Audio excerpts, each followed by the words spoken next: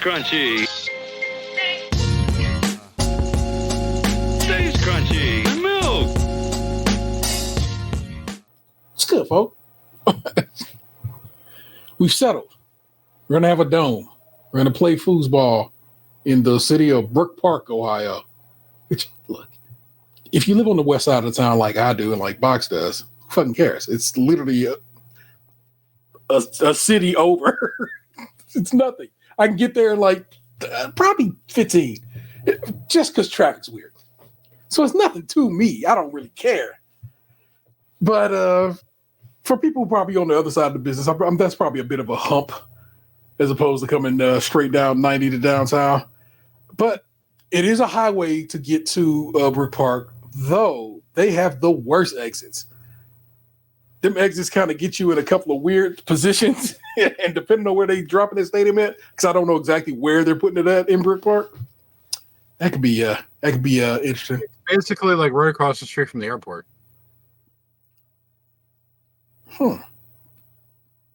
Like, because they had the whole thing where they had to get the ODOT to approve that height. Yeah. Now, you know how like there's that like freeway that goes to the IX Center over there? Yeah. And then like there's like the spot where you go into the airport. Yeah.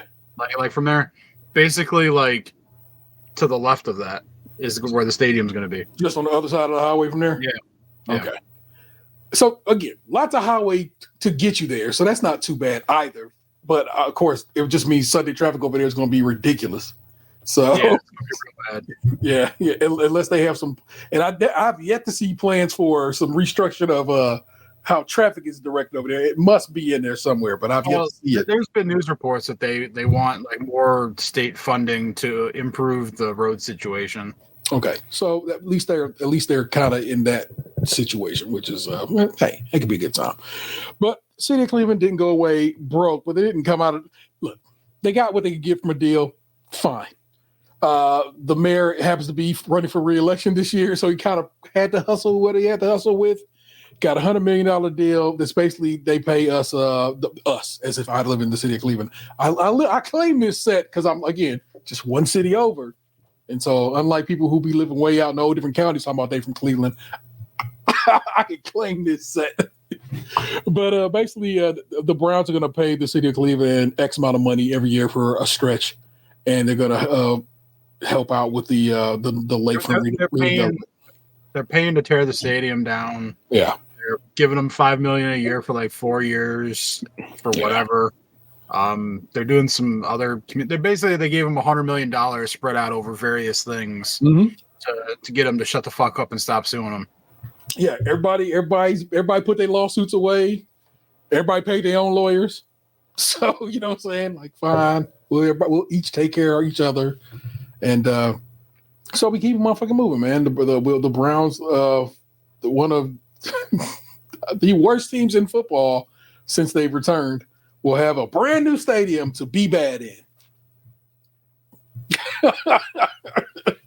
Hey, on days like this coming Sunday, you could go enjoy a nice game in a dome stadium. You know, your 1-5 Browns against like the 1-5 Miami Dolphins, instead of sitting in that non-dome stadium like people are going to do this Sunday with 35 to 40 mile per hour gale force winds and rain.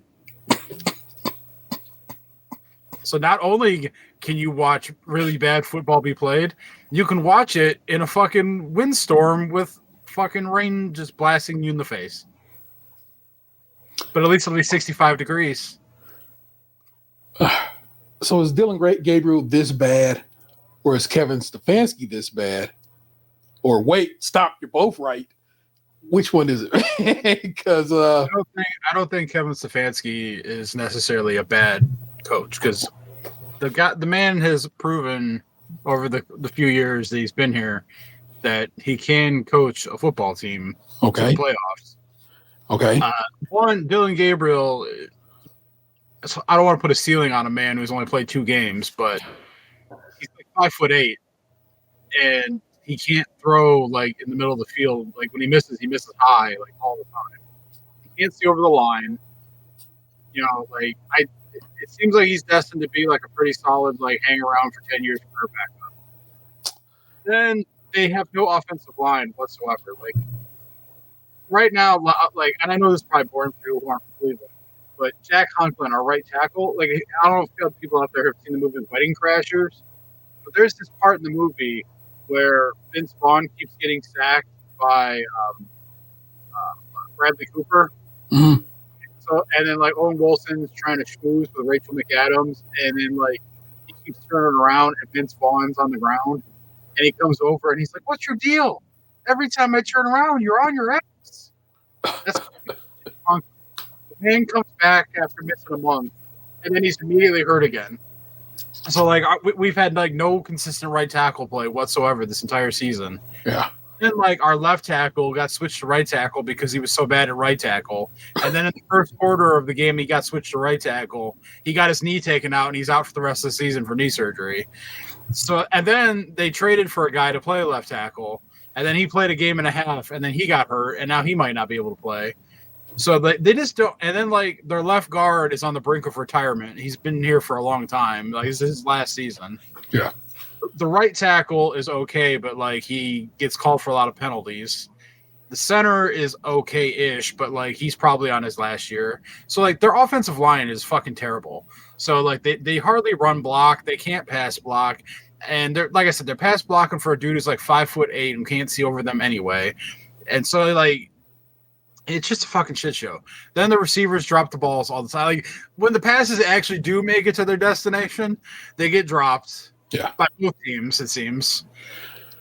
And so, like, the run block, there's, like, no running game to speak of. So it's – I don't know what you want, like, a coach to do when, like, the personnel, like, isn't capable of executing the game plans. I want you to attempt to run the ball some. I'm definitely asking you to do that. Just some.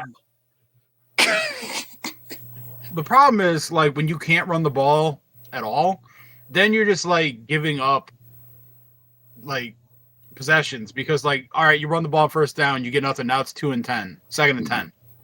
And now like incomplete pass. Okay. We're 3rd and 10. Okay. Incomplete pass. Like, it's like, yeah, maybe the gentleman's way out of this is just to try and like push everyone forward and hope for the best. But like, let's be honest, like we knew this team was going to suck ass. And they suck ass. So that's one thing I don't get about like people who like follow the team or like fans who call into radio shows and shit. Yeah. Like, were you really delusional enough to think that this team was going to be any good this year? So like, realistically, what are you so upset about? You're upset that the thing you thought was going to happen is happening and you just want to bitch about it? I feel like weren't you mentally prepared for this, how bad it was going to be to begin with? No, we all say they're going to be bad. Praying to God they're going to be good. We think if we say they're going to be bad, then it'll just we'll outsmart the superstition, and then because we said they're going to be bad, they're clearly going to be good, right? But then when they're not just bad, they're awful, which is a different level too. The way you're describing this is like the Princess Bride, where it's like, well, you gave me the poison, but you're gonna think that you gave me That's the poison. Exactly. I'm telling you, bro. I'm gonna give you the poison. I'm like, come on. It's what we do. It's what fans of sport do. They like. I'm gonna convince myself that they're going to do bad, thusly soothing my soul with knowing they're going to do bad. But then just back there somewhere, just tickling in that lizard brain, or you just know they're going to come through. They're going to do some great shit, man. We're going to get to the playoffs. Even though you know you shouldn't do that. You shouldn't. There's no fucking way we should be thinking this team has anything in it because they don't. Stop. And then they do worse than what you envisioned as bad. Because I was hoping, 500 ball. That'd be bad. Not great. No playoffs, especially in our division. 500 ball, yeah. I think 500 ball is fine. It's fine. You know, it looks fine, rather. But you in the North, it's always going to be Pittsburgh going to the playoffs, always. And so and most of the time, it's usually the Ravens. They're bad. They're looking bad this go around. And so, you know, we got to stare at the way of doing things. So you hope for 500. That's not terrible, right? That's an okay dream. But no, we won a game we kind of probably shouldn't have won, but I'll take it. Oh, I was so angry about that. Oh, I know. It cost you a lot of bread. So But it's just, I don't know. It's disappointing, and then it becomes disappointing on a level that you didn't expect it to be. Like it's a new level of disappointment, and that fucking sucks. So, and my NFC team ain't doing so swell either this season. So now both my squads on either side of the conferences, I'm like, ooh, I'm having a bad football season, y'all. But it is a delight to see, just to see like the Chiefs kind of not suck so much, but not do as great as people think they would. They won 4 in a row now. The Chiefs, yeah, they started 0-2, and they're like 3-3 or 4-2 right now. For whatever reason, I thought the Chiefs were like 2-3. They started 0-2, and then they've rattled off like 3 or 4 in a row. Let's take a quick peek at the old. I think they're 3-3. 3-3. So they're playing 500 ball, which is very disappointing for that particular organization. Yeah, they're getting all their receivers back. It's really disappointing to know that they're winning again. Let's just take a quick peek. 49ers are 4-2. Seahawks are 4-2. The Rams are 4-2. So the NFC West is with the exception of the Cardinals, is kind of a fun little ditty. Dallas is doing what you hope Dallas to do, and that's just continue to be the Dallas Cowboys. Just fuck the Dallas Cowboys. Fuck Jerry Jones. Fuck Dallas as a city. Texas as a state. So forth and so on. All the way around. Don't bang with that set. Chargers are 4-2. So both LA teams are 4-2. I don't think I appreciate that. Fuck you, LA. And then of course, I like the Mavericks, but I hate the Cowboys. It's weird. And then maybe of course, it was a thing. Both New York football teams, the Jets are 0-6, and the Giants 2-4. And then what a weird little bit of spacing in the NFC North. Green Bay 3-1-1, Detroit 4-2, Minnesota 3-2, Chicago 3-2. But that's a fun division to watch. Those are all interesting. Well, Minnesota not so much, but I mean they're record wise. I guess who am I to speak ill of them? But they got some things going over there. The Colts being real good is pretty interesting. Dude in Jacksonville finally kind of getting his NFL footing is kind of fun to watch as well. So there's some football to be had. But like I said, when you're damn, it's weird seeing New England win again. What's that about? Yeah, that one is taking some getting used to. Like, wait a minute. Y'all supposed to suck again. Y'all supposed to be the New England of old, of real old. You got to be old to know when New England was bad. Hey, that's going to take you back some time. So you got to know that one. But otherwise, I'm saying, I don't know. I'm hoping the Eagles will figure their shit out. Of course, this team is looking like a real high. Are we losing the pick to anybody? Do we trade a pick away? I mean, like not any of our high picks. Like we've swapped like 8-round type stuff. So it's like we got someone else's some round pick, and they've got like that kind of shit happen. But like we have 2 firsts, our second, a third, fourth, like 2 fifths or something.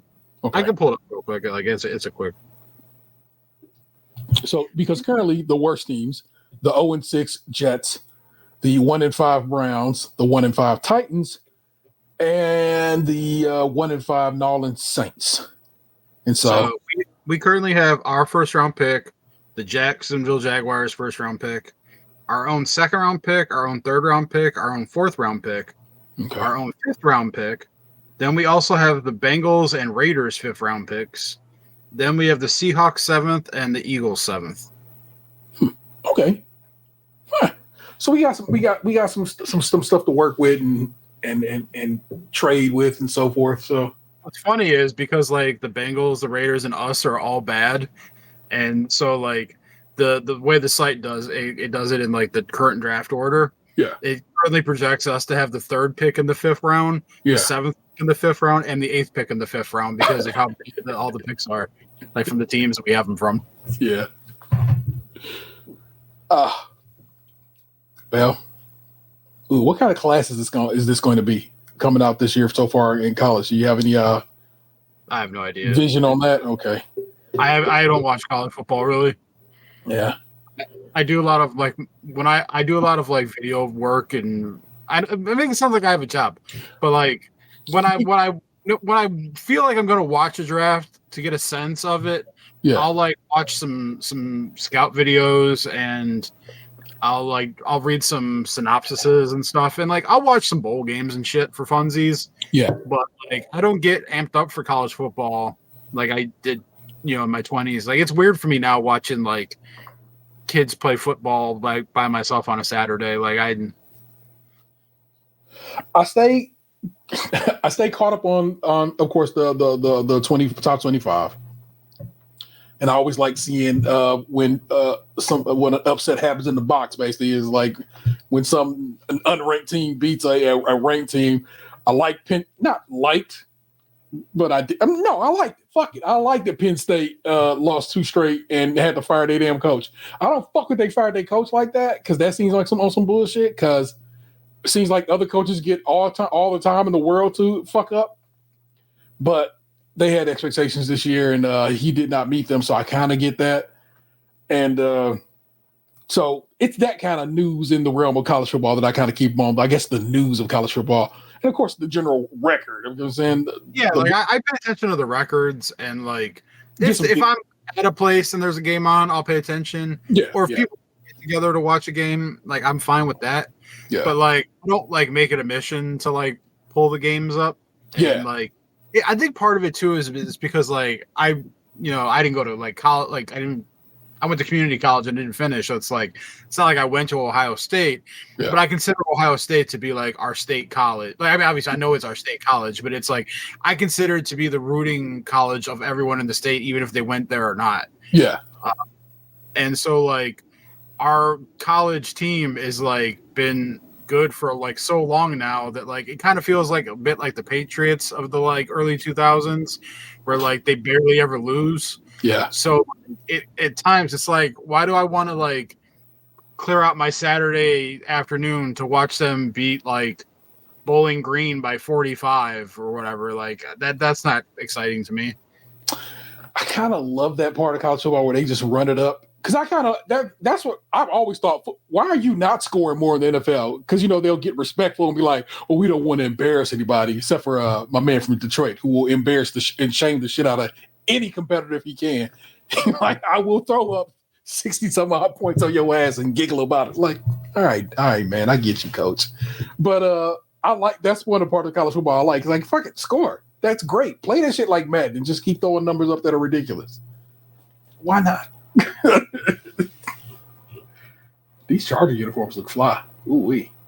I guess they're playing Alliance this weekend. Is that what that is? Alliance Chargers. Hold on, go through the Packers. Oh, that's it. So what? So I'm on the Lions page on ESPN, and they have a picture right here in the middle of the screen about the Detroit Lions. I'm like, are they playing each other? I mean, about the Chargers. That's a dope. I'm about to show y'all a picture of this uniform because it's gorgeous. Hold on. I'm about to have to share my screen just because I need y'all to see this right quick. Give me a second, y'all. Entire screen, share. I dig it. Man. What don't you like about it? I don't like the yellow. I see. Oh, there you go. Too bright. I think that's why I like it. So, and I like the way that the blue and the yellow work together. They should just wear the powder blues every week. Stop with this other shit. Just powder blues. The powder blues. Powder blues are the best like jersey in like all of sports. No, I like these. We might as well just go and share the screen right quick. Apparently, this article is all about these unis. These white Bengal joints, kind of fire. I do like those, yeah. Yeah. I like the stripes on the helmet. I think it's better than the shit they used to wear. Okay. Like the light brown with the stripes on the sleeves and shit. Like this is more modern. Yeah. But it's still not fantastic. Yeah. I fuck with these a lot. Yeah, those are pretty good. Yeah. I don't know what's different here. So Yeah, it looks the same to me. all right, fair. I guess the all teal with the black helmet is kind of dope. You can see that dude's whole little situation. It's a little too much package showing in that picture. Jesus Christ. I had to roll away. There's too much wiener showing. Again, this just looks the same. Of course, I fuck with this. That looks the same. I know there's probably some hardcores who are like, I love this. The same. Those pants look bright. Sure. Yeah, what'd you say? So that's an interesting picture. Yeah, yeah. It's the pants. The pants look. I don't know. They look unfamiliar to me. So this has never. This has not changed since I was a child. So, yeah. I've always kind of liked the sea chicken uniforms. Yeah, I get down with that. And when they do the flip where it's all the lime green with the blue axis instead. Yeah, I guess. Yeah. I thought there was going to be a whole article about these unis, you know what I'm saying, but I guess not. But that's my man. I got to support him. That's him. All right, y'all. Let me spit some flows and we'll get to it. I'm going to rap you and sing you a little bit. Clear my vocals here. Yo, I knew this girl named Alana with mad persona. She dealt with reality, never fed into the drama. I met her through my nigga named Jermaine Palmer, who knew her through his peoples by the Baltimore Harbor. Alana was a Maryland, thorough and attractive shorty that relaxed with me at kicking back with a fat flick to cool out. Was stressed because the game will make you want to pull a tool out and go the old school route. But all of that ceased when that piece checking the jewel out. My brother was charged. Light a spliff and listen to the debauch. Let the shorty hit me with the massage to anoint. Lubricating my meridian points. That was the summer, easy to remember. Alana was all up on Tariq agenda, how I used to backbend her. She even told her best friend, Blenda from Virginia, who asked me if I had a cousin I could recommend her. But as time flows on, we grew more mature and further apart. When I began to do tours, we lost contact and slowly parted, reminiscing on when it started. It kept me feeling heavy-hearted, a stolen moment periodic, addicted to her presence like a narcotic, though I wonder if she ever got it. The hypnotic, that faded like a dream sequence that persuaded, beyond being infatuated, spiritually intoxicated. Calm, sedated, I concentrated on how to get in touch with her, because the fact of the matter remains that I miss the hypnotic. Drifting, drifting, drifting, drifting, drifting, drifting, drifting, drifting. Hello, welcome to it. It's episode 586, and it's weird that it's actually a 357.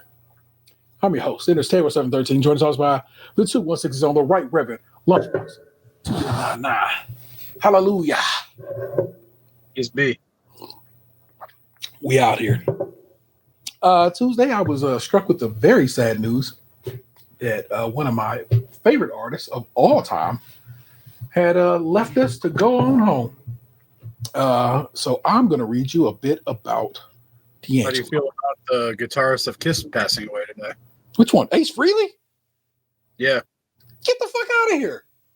Yeah, he passed away today. Man, rest easy, man. Jeez Louise, they just taking them from me. Y'all didn't know I could pull Ace Frehley from my hat, but I can. I'm glad that you, because I remember seeing it on the blurb. Yeah. And then I was like, fuck, I can't remember his exact name. And then you said it. That's it. D'Angelo dead of pancreatic cancer at 51. Stereo Williams on the byline. The family of D'Angelo confirmed that the soul icon has passed away from a private battle with pancreatic cancer. D'Angelo, the Grammy Award-winning singer, songwriter who helped kickstart the movement that would become known as neo soul. Oh no, actually, let me move this whole thing over. Yon, give me a second, y'all. Boop. Has died at age 51. The news of his passing was confirmed by both family members and his management. Born Michael, as I keep clicking on the wrong thing, I tried to move the screen, I keep grabbing the wrong thing. Born Michael Archer, D'Angelo's death comes as a shock to the general public, as the star had not publicly disclosed that he had been suffering from pancreatic cancer. The singer's family confirmed his death in a statement to Variety. The shining star of our family has dimmed. His light for us in this life. After a prolonged and courageous battle with cancer, we are heartbroken to announce Michael D'Angelo Archer, known to his fans around the world as D'Angelo, has been called home, departing this life today, October 14, 2025. We are sad that he can only leave dear memories with his family, but we are eternally grateful for the legacy of extraordinarily moving music he leaves behind. We ask that you respect our privacy during this difficult time, but invite you all to join us in mourning his passing, while also celebrating the gift of song that he has left for the world. Born in South Richmond, Virginia, D'Angelo honed his musical talents playing in his minister father's Pentecostal church. He formed some short-lived R&B groups before he landed a deal in 1993, signing with EMI and penning the track You Will Know for the R&B all-star project Black Men United. In 1995, he released his debut album, Brown Sugar, to commercial success and widespread critical acclaim. The album is credited with helping to usher in the neo-soul movement, a sound informed by a wave of singer-songwriters who embraced the classic 70s soul aesthetic of artists like Stevie Wonder and Roy Ayers, while marrying them to hip-hop sensibilities born of acts like A Tribe Called Quest and De La Soul. 5 years later, he reinvented his sound and image with the expansive Voodoo, another critical win and landmark album in contemporary R&B/soul. He would also become part of the famed Soulquarians collective alongside fellow acts like Erykah Badu, Bilal, Questlove, Jay Dilla, Roy Hargrove, James Poyser, Raphael Sadiq, Q-Tip, and Common. It would be almost a decade and a half before D'Angelo released his third and final album during his life, Black Messiah. Released as an album from D'Angelo and the Vanguard, the album took home the Grammy for Best R&B Album at the 58th Grammy Awards in 2016. As an artist, Angelo was famously known for his meticulousness and his tendency to shun the spotlight and shroud his releases in mystery, only added to his intrigue. He was fiercely private when it came to his private life, but he spoke openly about the battles with depression and addiction. He shared a son with a late soul singer Angie Stone, who herself passed away in March of 2025 after a car crash in Alabama. The reason I chose the song I just chose to kind of rap and sing to you guys is, of course, because D'Angelo is that person singing those lines of Drifting. It is the first time that I know of that he was interacting with the Roots. That song is from the Roots. The song is called The Hypnotic. There is a version of it called The Nautic that D'Angelo is also on, but it has a different sound to it. And I like The Hypnotic better. But that's because I'm that kind of dork. So that's why I chose that song. I just wanted to give us, say goodbye to D'Angelo. D'Angelo is, I always tell the story and a version of the story because it's always so whatever to me. 1995. I have a job at Rally's. So I had that's actually my first real job, right? You know what I'm saying? And so I take the money from my first job to go buy an RCA CD boombox. So first time ever I'll own a CD player. You know what I'm saying? I have options. I can listen to CDs and tapes. And I bought 5 CDs. And one of those 5 CDs was D'Angelo's Brown Sugar. And so that CD, of course, is still in that drawer right behind me right now. And of course, the Voodoo, I own that CD as well. But also on Voodoo on vinyl, I also have Black Messiah on vinyl right behind me. And Black Messiah was the album I chose to play upon hearing of his passing. Because I don't know, just that's the one that said I need to listen to that one right now, and the charade in particular, and it really kind of hurt my feelings. My man, I was going back and forth with my man Delvin about some upcoming podcastery, and he was like, "D'Angelo died," and like, get the fuck out of here, what? And then I was just right down the hole from there at that point, and it just, I don't know, it just fucking sucks. The Soulquarians is a movement where a time of is just the very early 2000s, the very late 90s, and the very beginning of the 2000s. It was Common and Quest and JD Dilla, as a lot of people know him, and Erykah Badu and all these people, and they just made magic. And it was like, it's the sound of my college, I guess, if you want to think about it.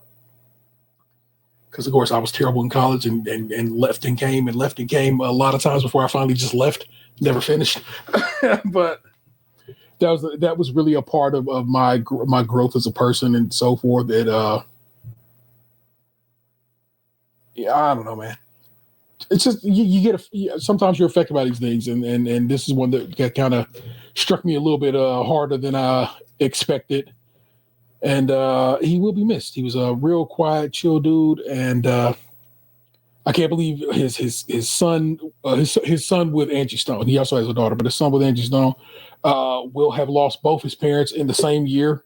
Same calendar year, months apart, basically. Like I said, she passed away earlier this year. Now this, and so it's like, geez, Louise, that just fucking must blow. I also need to know what the deal with pancreatic cancer always taking away creatives. Like Steve Jobs, I think died of pancreatic cancer. Somebody else I know died of pancreatic. Another creative I know about. Like, what the fuck? I need to know the connection between the pancreas and creativity, because there must be something there that we all be knowing, or so I can't call it. But as always, fuck cancer. May his brother rest easy.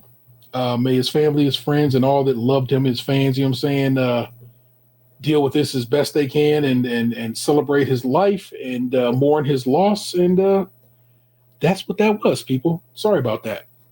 Not sorry about that per se. Discuss with you. I'm glad I'm here to be. I'm able to discuss with you. I'm sorry that if his loss has affected you like it has affected me and others, then I'm sorry that you are being affected in a sad way. As am I. And so that's what's up with that. Standard show fair this week. I got a news story for you that I don't know. I find, guess what? It's weird, but every now and again, I kind of agree with the governor of this great state. He be terrible a lot of the time, but sometimes he does something. I'm like, yeah, that's perfectly sane, Mr. Governor. So let's give you that one first. This is from seeing Mark Opera on the byline. Okay, let me drag this over here. I keep moving it back over here because it's out of the way, but I actually need it to be here so I can, see it and you can see me. Businesses sue DeWine over intoxicating hemp ban. Says that executive order will harm sales. It won't just harm sales, it's going to stop them completely. And I think that's okay. Governor Mike DeWine's emergency order last week to put a 90-day pause on the sale of intoxicating hemp products outside of licensed dispensaries starting October 18th means no more sales of edibles, candies, gummies, pre-rolls, seltzers, sodas, liquors, and flour. Consumers have responded with criticism of the order, and so have smoke shops, beverage stores, and CBD warehouses that have been selling Delta 8 and Delta 10 THC products. It just sucks, Bill Barack, owner of Rosie's Wine House in Lakewood, which sells THC drinks. Hemp drinks had become a part of this business, so it's going to hurt. Maybe that means people go back to beer and wine. We'll see. Last Wednesday, shortly after DeWine's order was announced, 3 hemp-selling members of the Ohio Healthy Alternative Association, including the Cleveland-based Titan Logistics Group, Jesus Christ, sued DeWine and the state under the belief that the governor infringed upon weed-related laws when he suddenly decided to put the kibosh on edibles. The suit, which was filed in Franklin County Court of Common Pleas, cites the 2018 Farm Bill that led to the Delta 8 and 9 hitting shelves as the legal basis for why a Ohio governor alone can't and shouldn't have the final say in taking those products away. As does issue 2, the law Ohioans voted into law in 2023, which okayed the sale of recreational marijuana. Legislative deliberations on potential hemp reform have been carefully considered and debated for nearly 2 years. But the lack of passing legislation does not vest Governor DeWine with the authority to stand in the shoes of lawmakers and enact his preferred public policy, court documents read. To allow otherwise, it read, would violate longstanding principles of the separation of powers. And it would just about decimate or put a dent in the businesses that have sprung up in the past decade or so due to those new laws, about 4,000 across Ohio, like those Titan, which owner Wesley Bryant told the Cannabis Times, rank in $2.4 million alone on the intoxicating hemp product. And with the upcoming ban in effect, Titan will be forced to permanently cease business operations, Bryant said. As DeWine stated in his 40-minute press conference, his decision lied in both the fact and perception. For one, that THC drinks or Delta-8 pre-rolls aren't actually regulated like beer or spirits are. And two, that means there's no agreed-upon age limit for consumers.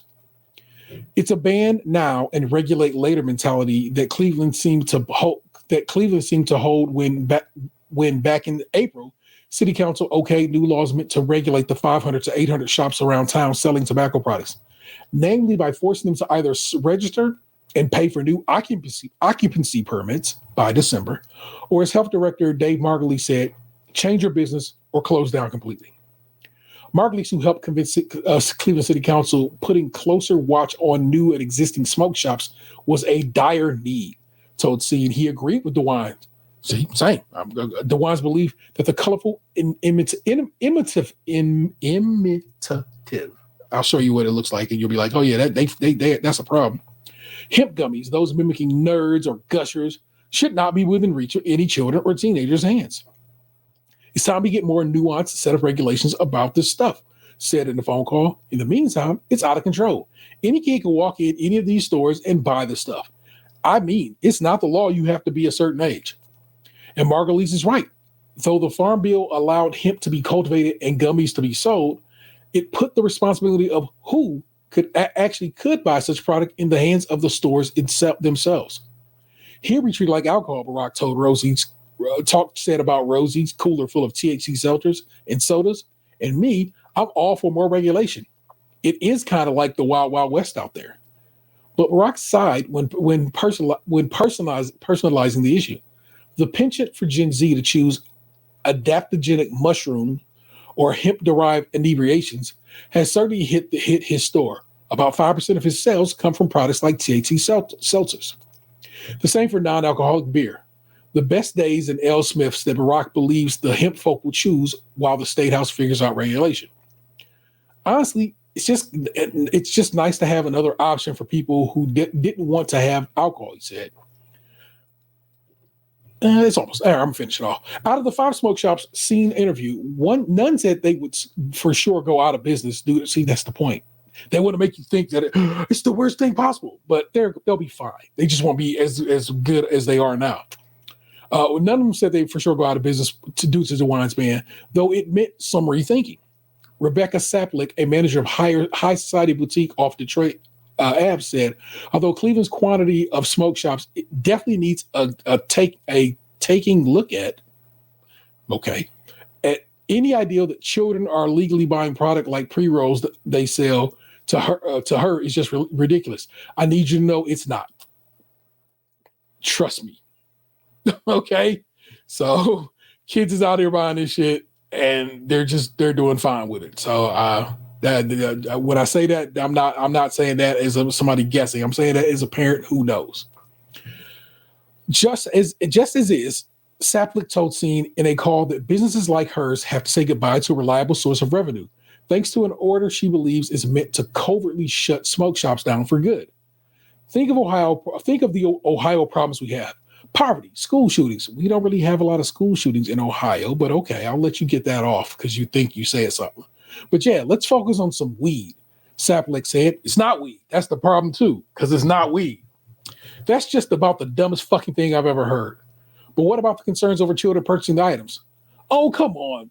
This is just to hurt small businesses, she said, and direct sales of the hundreds of tax dispensaries around Ohio. They're mad they can't make money off of it. Intoxicating hemp is people are smart and they figured out that hemp, which was supposed to be basically for fabric, we're gonna grow hemp here for oil, CBD stuff, and to make clothes with. That's why they said hemp is fine. we're taking it old school. We're going to get back around to getting the oil from hemp and so on and so on.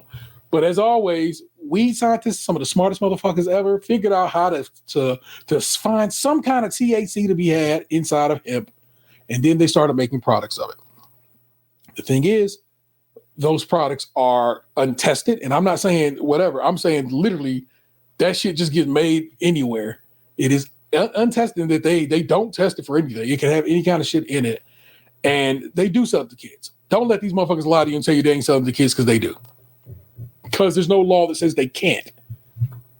And so they're working on this in the State House and the Senate right now to try to get an actual law written up for this that basically says you got to be 21 and older to buy it, and then it should be sold from license, that you need a license to sell it, and it needs to be tested and regulated a bit. They're like, well, we passed the weed law. Well, the weed law we passed is for actual weed, THC, Delta 9, you know what I'm saying? And you can get that still. That's not interrupted at all. You just have to go to a dispensary to get it. And people like going, I guess, to the bodega to get it, as opposed to having to go inside of a dispensary to get it. And I just think, just go to the damn dispensary. They're everywhere now. There's tons of them. It's well regulated. It's tested. It's grown in the state of Ohio by law. So you're literally helping a local businesses by buying that product. It's better. You're gonna get wildly high off of it. Trust. And it's I don't know, man. It's like it's weird that people are like, I'd rather have these whack ass bullshit gas station knockoffs than the real deal when the real deal is available. Check this out. They started selling pre-rolls in the great state of Ohio, and Vanessa got this the other day, and I thought it was pretty nifty. It comes in a nice little case. Oh, it is, right? And like that's like locked. It's like a little mitts case, and then it comes with little metal buttons. You have to push the buttons to open the case, so it's not super easy for anybody to get to. This weed in here is loud AF, y'all. It's so strong. Like it's like I'm like it's sitting on my. I had it sit on my desk because I wanted to show it here on the show. And it's so loud, and I'm sitting there all the time like, God damn, why I smell like weed? Oh yeah, that's why. But yeah, they finally rolled over and started letting us sell pre-rolls in the great state of Ohio. So you can go get you some, if that is what you're down for, some pre-rolled joints in from your local dispensary currently. But let me show you the picture that they is probably making its ways all around.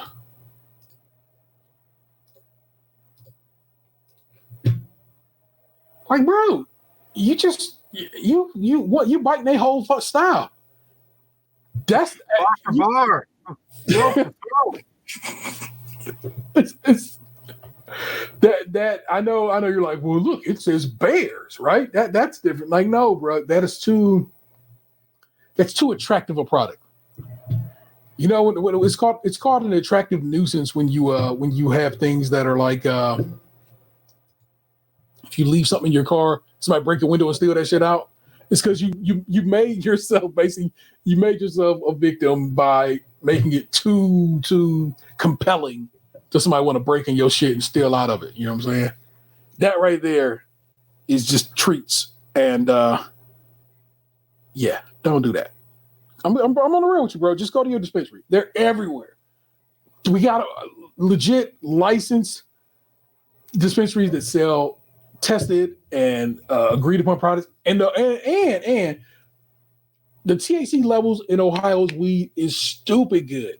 It's crazy how high you can get off Ohio weed. I've had Canada legal weed, and that shit is bunk.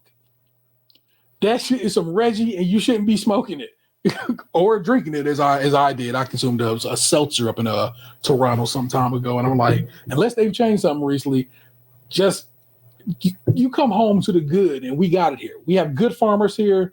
We have good soil, as it were, to grow good grass, as it were. And I'm just telling you right now, you're better for it. Like I said, I'm not going to Joe Below's shack to go pick up my my recreational or my medical, for that matter. So, and it be popping in dispensaries now. I'm saying you go in there on the right day. That's the fun is the wrong turn of phrase, but I'm going to say fun in that. Every so often, Vanessa will be like, "Could you go pick me up something?" Vanessa has medical in the great state of Ohio, and as a person who has a medical card in Ohio, she can assign me as her caregiver. So every now and again, I can just go in and go pick it up for her. But if you're going to get medical, you get to shoot to the top of the line. You get to cut in line. And so even if it's popping in there, it's like having a fast pass at Disney. You go straight to the front and go get your weed and leave. It's great. You say that, it makes you think of like Chappelle's show. It's called crack. It's great. It takes an egg and cinnamon. Touch an egg and cinnamon. Oh my gosh. Go buy your weed from a reputable legal establishment and stop buying it at the Sunoco around the corner from you. That's not where you want your weed to come from. Okay? It's been fun. I went into a gas station, like a non-Sheetz gas station a couple weeks back to buy lottery tickets. Yeah. It was like when the Mega Millions were popping, and like everyone in my friend group needed me to do the group buy because like they were all too lazy or busy or whatever. Uh-huh. And I was out. So like I went into a gas station. Actually, it's a gas station I used to work in 20 years ago for a couple months. And man, yeah, like I wasn't used to like just how much that place had changed in that time. But yeah, seeing like the gas station weed displays behind the counter and stuff, I didn't expect that. We went into this spot of what the fuck is this shit called? Mellow Mushroom is a pizza shop, so it's called something else mushroom. And because we were looking for a bowl, and I go in there, and they giant bags of what you think would be like, man, they got these big old sacks of weed here. And I mean, I don't think you understand me when I say this. I mean, like, you ever got a big bag of rice? Yeah, you gave me one. Oh yeah, true indeed. Because Vanessa's daddy put me on. Imagine a bag of that full of buds just in a display case inside of a store you walk into. But it's not real weed, it's hemp. And it's hemp that they've had to mess with. Basically, it's stepped on to make it intoxicating.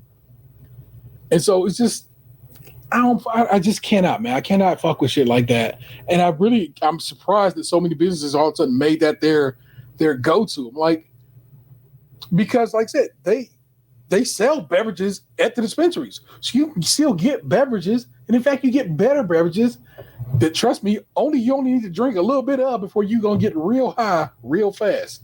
So I don't know, man. I fully agree with the governor here. I need them to not mess with the weed law, but if they can get this one dialed in so kids ain't getting a hold of it. And that's another thing. Like I said, the laws in Ohio regarding weed are super specific. It has to go through the Division of Cannabis Control. You can't have no cartoony ass looking packaging. Everything has to be kind of boring, not so boring, but it kind of has to be a real kind of muted design situation. So you're not making kids think, "Ooh, I want some of that," and so forth and so on. And so I don't know. It's just specific regulations for a reason. And you just got to make the adults think, "Ooh, I want some of that." Yeah, which is easy because I'm like, I don't know why you wouldn't want some fine marijuana. Weed, like I said, or some nerdy bears. What'd you say? Or some nerdy bears. Oh my God! There's so many, and it's like so many nice little. I never understood why gummy was the way they went with it for their candy treat, because gummy is too easy to just be eating too much of. You know what I'm saying? I feel like mints, hard candies, like a butterscotch or something like that. Something that you would only have one of and suck on and put away. But you get a bag of gummies, you're going to go hard on it. And then you're going to be like, oh no, I've eaten an entire bag of weed and I shouldn't have. And then you're going to be just wrecked. But that's just me. That's how I think about this. They should have weed butterscotch. That could be delicious. And although I've never tried an edible, I've only tried the beverages. Edibles worry me because people always talk about how jacked up and how high they get and how long they stay high off of edibles. And I'm like, that does not sound like the way for me. And that might be good for you, and you might move like that, but I don't want to be high for multiple hours of any kind of situation. You know what I'm saying? A couple of hours of an intense high, and then we just vibing. That I can deal with. But like being like high for a period of time, nah, bro. I know I could. It's the reason I don't drink. It's the why I've never been drunk. I don't know what that is, and I don't want to experience it. I've drank a drink too fast and got that little bit of loopiness in my head, and I'm like, I don't like the way this feels either. So if drunk is that and more, I don't need it. You know what I'm saying? That's why you slow down, sip your beverage, people. Take your time. Oh my gosh! But that was your news for the week. Which again then makes everything. This becomes the lunches show all of a sudden. I just have to set that all up for you right quick. So, Box, I hand the reins of this production over to you, and I click your little your video package right now. I hope it's like the Wonder Years where like you got me like playing in the front yard by a white picket fence, and then like me looking lovingly into like my crush's eyes as I kiss for the first time, and then all of a sudden I'm getting on a boat to war. And then, I thought it would involve books in some way, story time, but damn. Wow. Yeah, I mean, I guess reading Rainbow works too.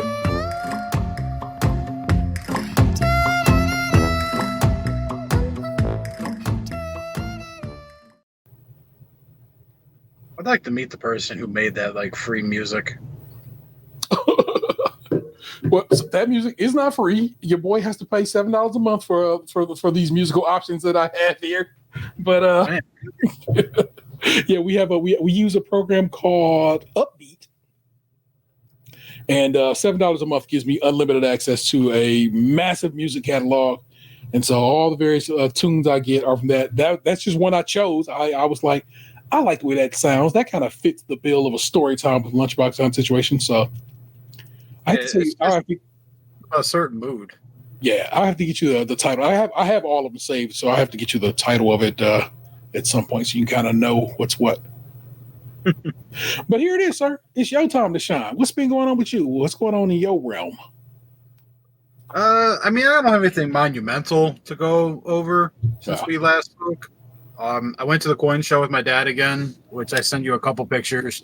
Yeah. It was chaotic in there. Like we went there a little earlier than last time, and like I told you, like my dad can't be up and about for too long, so he's in there like moving, trying to get in and out. Mm-hmm. So it's like it makes it a little hard to like do that with him sometimes, because like I wouldn't mind like going through and looking, seeing what all that, like we didn't even go through an entire row this past time. Part of it is because like we kind of like spent our money. But yeah, I got to send you the picture of the Trump dollars from the one booth and all this stuff. I just focus on the good of that picture and not the bad. I was like, oh, look at those silver certificates. Love that. Well, I mean, I was just, I told you what I saw last time, so like I wanted to send the picture of it. No, I guess like at this point, the thing that I mostly wanted to talk about was it seems like Christmas is moving up earlier and earlier, and I'm getting real tired of it. So you know how they start Halloween basically in July, and then they start Christmas in October, right at the tail end of September. So basically, everybody gets 2 months of intense. It's your holiday. Have at it. The stores are the ones monopolizing it, and like it's your time to buy the stuff for your holiday. Yeah. But like you don't actually get to enjoy your fucking holiday because now you got to buy all the Christmas shit that's coming out and get ready to decorate for that. It's like for me, Thanksgiving and Halloween are kind of like a package deal. They're both fall. They similar color scheme feel. Like, why are we already moving on to Mariah Carey? Like, Halloween hasn't even happened yet. I never allow it to happen. I need you to know. I just pretend that it'll be Christmas on the Friday after Thanksgiving, and that's when I'll allow for Christmas to be in my life. That's the same way I look at it. Like, all right, Thanksgiving's over. All right, now we're on to Christmas. Yeah. But like, it's like half the neighborhood's not even like my inflatables and my shit's not even up yet. Like it's all kind of prepped, but none of it's in the yard yet. Yeah. And I'm already seeing like ads for Christmas lights and people talk about like, come on, man, I haven't even watched a fucking horror movie yet. Like, let me enjoy my favorite time of the year. Yeah, agree. It is, of course, the process of capitalism. They just, what I'm saying, we're gonna sell it to them. We're gonna push it hard, and so it's like it's some bullshit. It's still summertime, and y'all whip out the pumpkin spice lattes. Literally, they come out in August. So it's like that's just crazy. I'm with you. My friends were talking today in a group chat because today was the tapping for the Christmas ale at the Great Lakes Brewing Company. Yeah. So like it was I don't know what they call the event, but it's like the first tap. They do it every year. And the one guy was saying that he was at the grocery store and all he could find was like 2 4-packs of pumpkin. Like all the pumpkin beer is gone already. Yeah. And we're not even halfway through October. Like, come on, man. Not that I'm drinking it anymore, but like that shit that's one thing that should be there through Thanksgiving. Yes. Pumpkin pie is a Thanksgiving thing. Yeah. Pumpkin carvings, like pumpkin themed is multi-month thing. Like you can, and I'm not even hating on Christmas ale coming out or like around Thanksgiving because it's kind of a multi thing too. But like pumpkin spice beer, whether you like it or not, should be October and November. We shouldn't be too in October and you already can't find any of it. Unless we're dealing with supply chain issues and things that are non-holiday related, more of a global economic issue. That I can understand. But like if it's just like all these people are like, oh, we only made enough to last you a week. Well, what the fuck are we doing here? Sign. Sealed. Yes. Let's shake hands on this one. I fully agree, sir. I don't like that this is how all this works, because of course then just as you get to December, I promise you all of a sudden you're gonna be like, why do I see these pink hearts everywhere? Because then they start pushing your Valentine's Day situation on you, and literally just toward the end of January you'll start seeing a little green pop up because it's almost Patty's Day.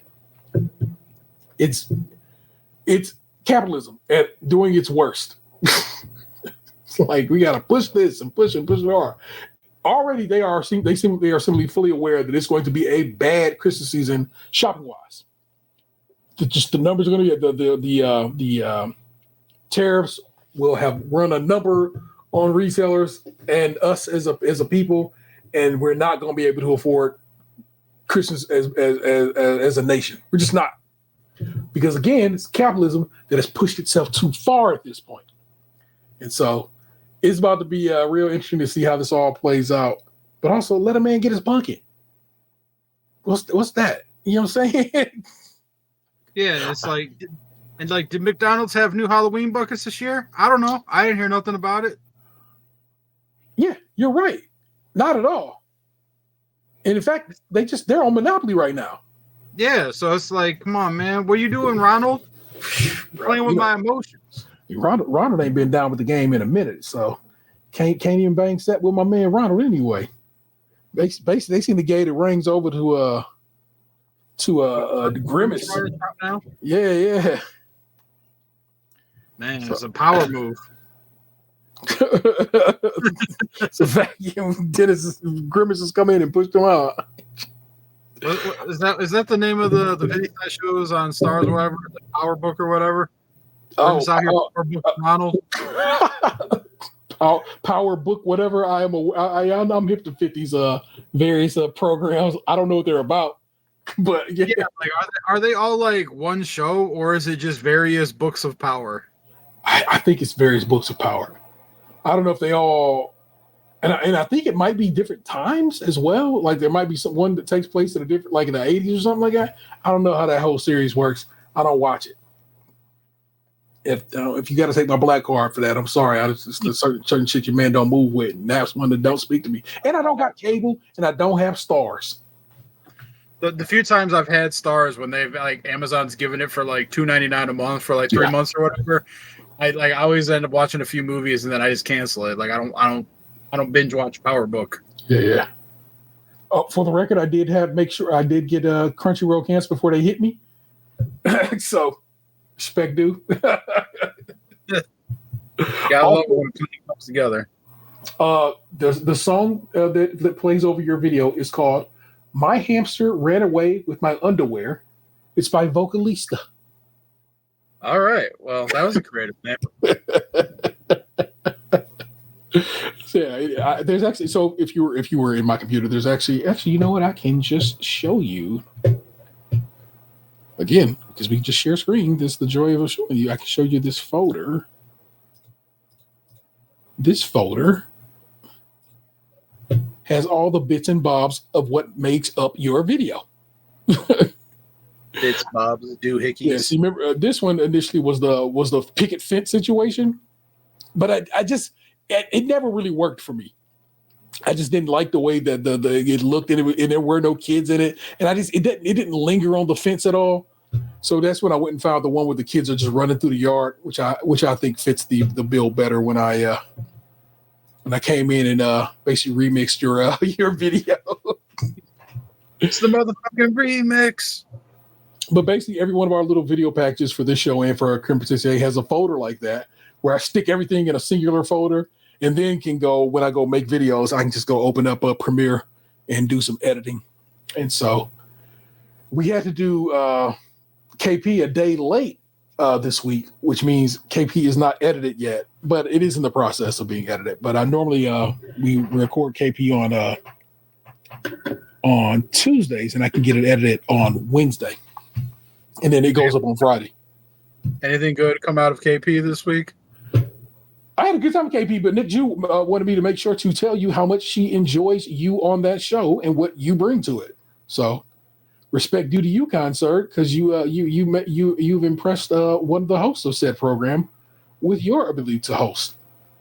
Well, I appreciate the compliment. Hey, I'm glad you dig down on it. The lady who I was like, I'll throw my support behind her as my sort of bake off boo, got booted off the next episode. Man, it's a kiss of death with you. It is. So I'm down to ladies wise. It is the older lady and the lady who seems like she's about to run the whole fucking game until she doesn't. Cause I'm telling you, man, it's bakers like that who are like, you just keep doing good over and over and over again. Then all of a sudden they'll just hit a wall right in the quarterfinals or semifinals, and they'll be like, all right, you didn't make it to the finals. Sorry.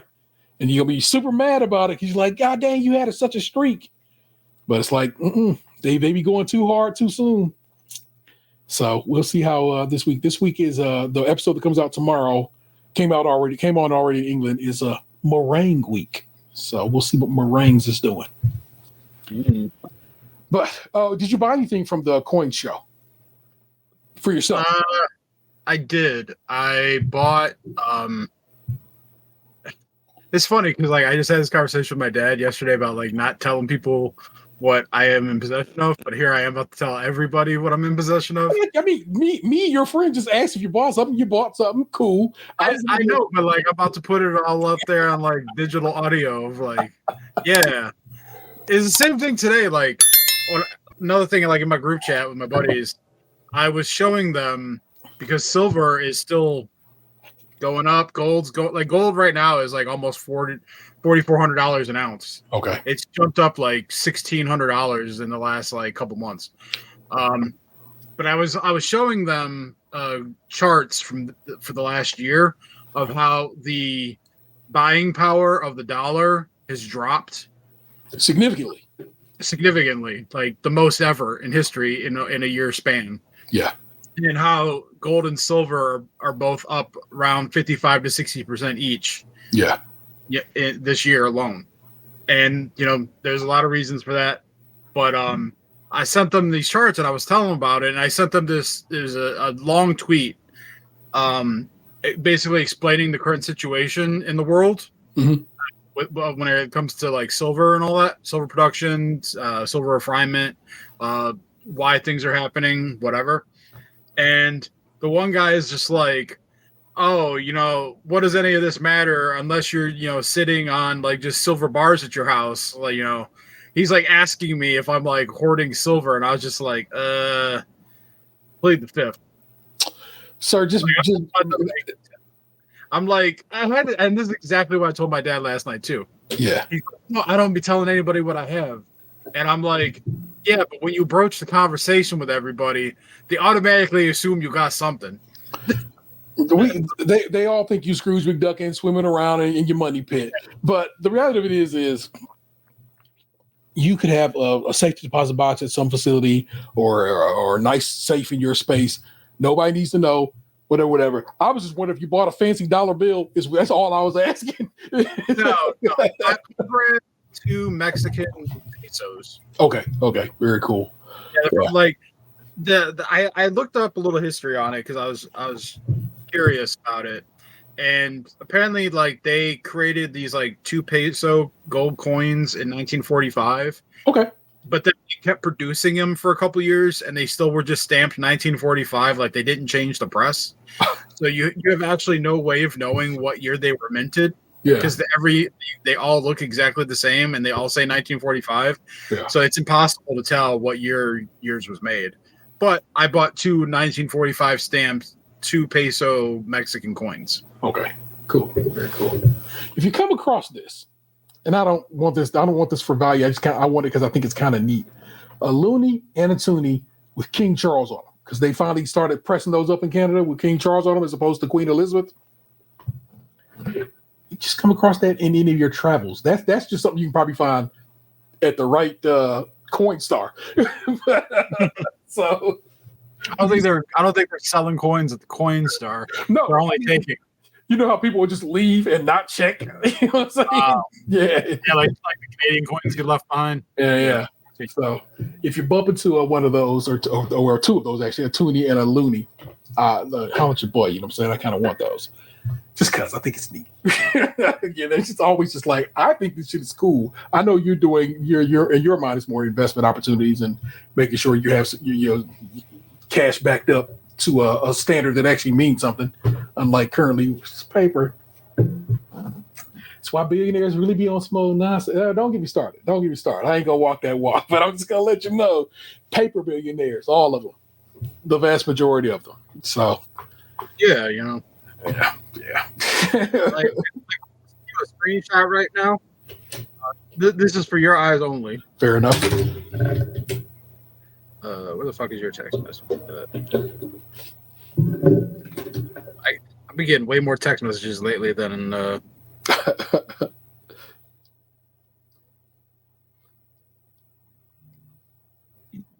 call that my current portfolio. Solid.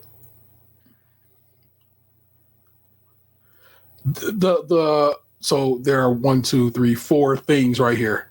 The 1, 2, third one down is very interesting. The one at the top is like the total of all of them. Yeah. And then it's gold, silver, platinum. Yeah. So the third one down is the one I'm like, okay, you got that one popping.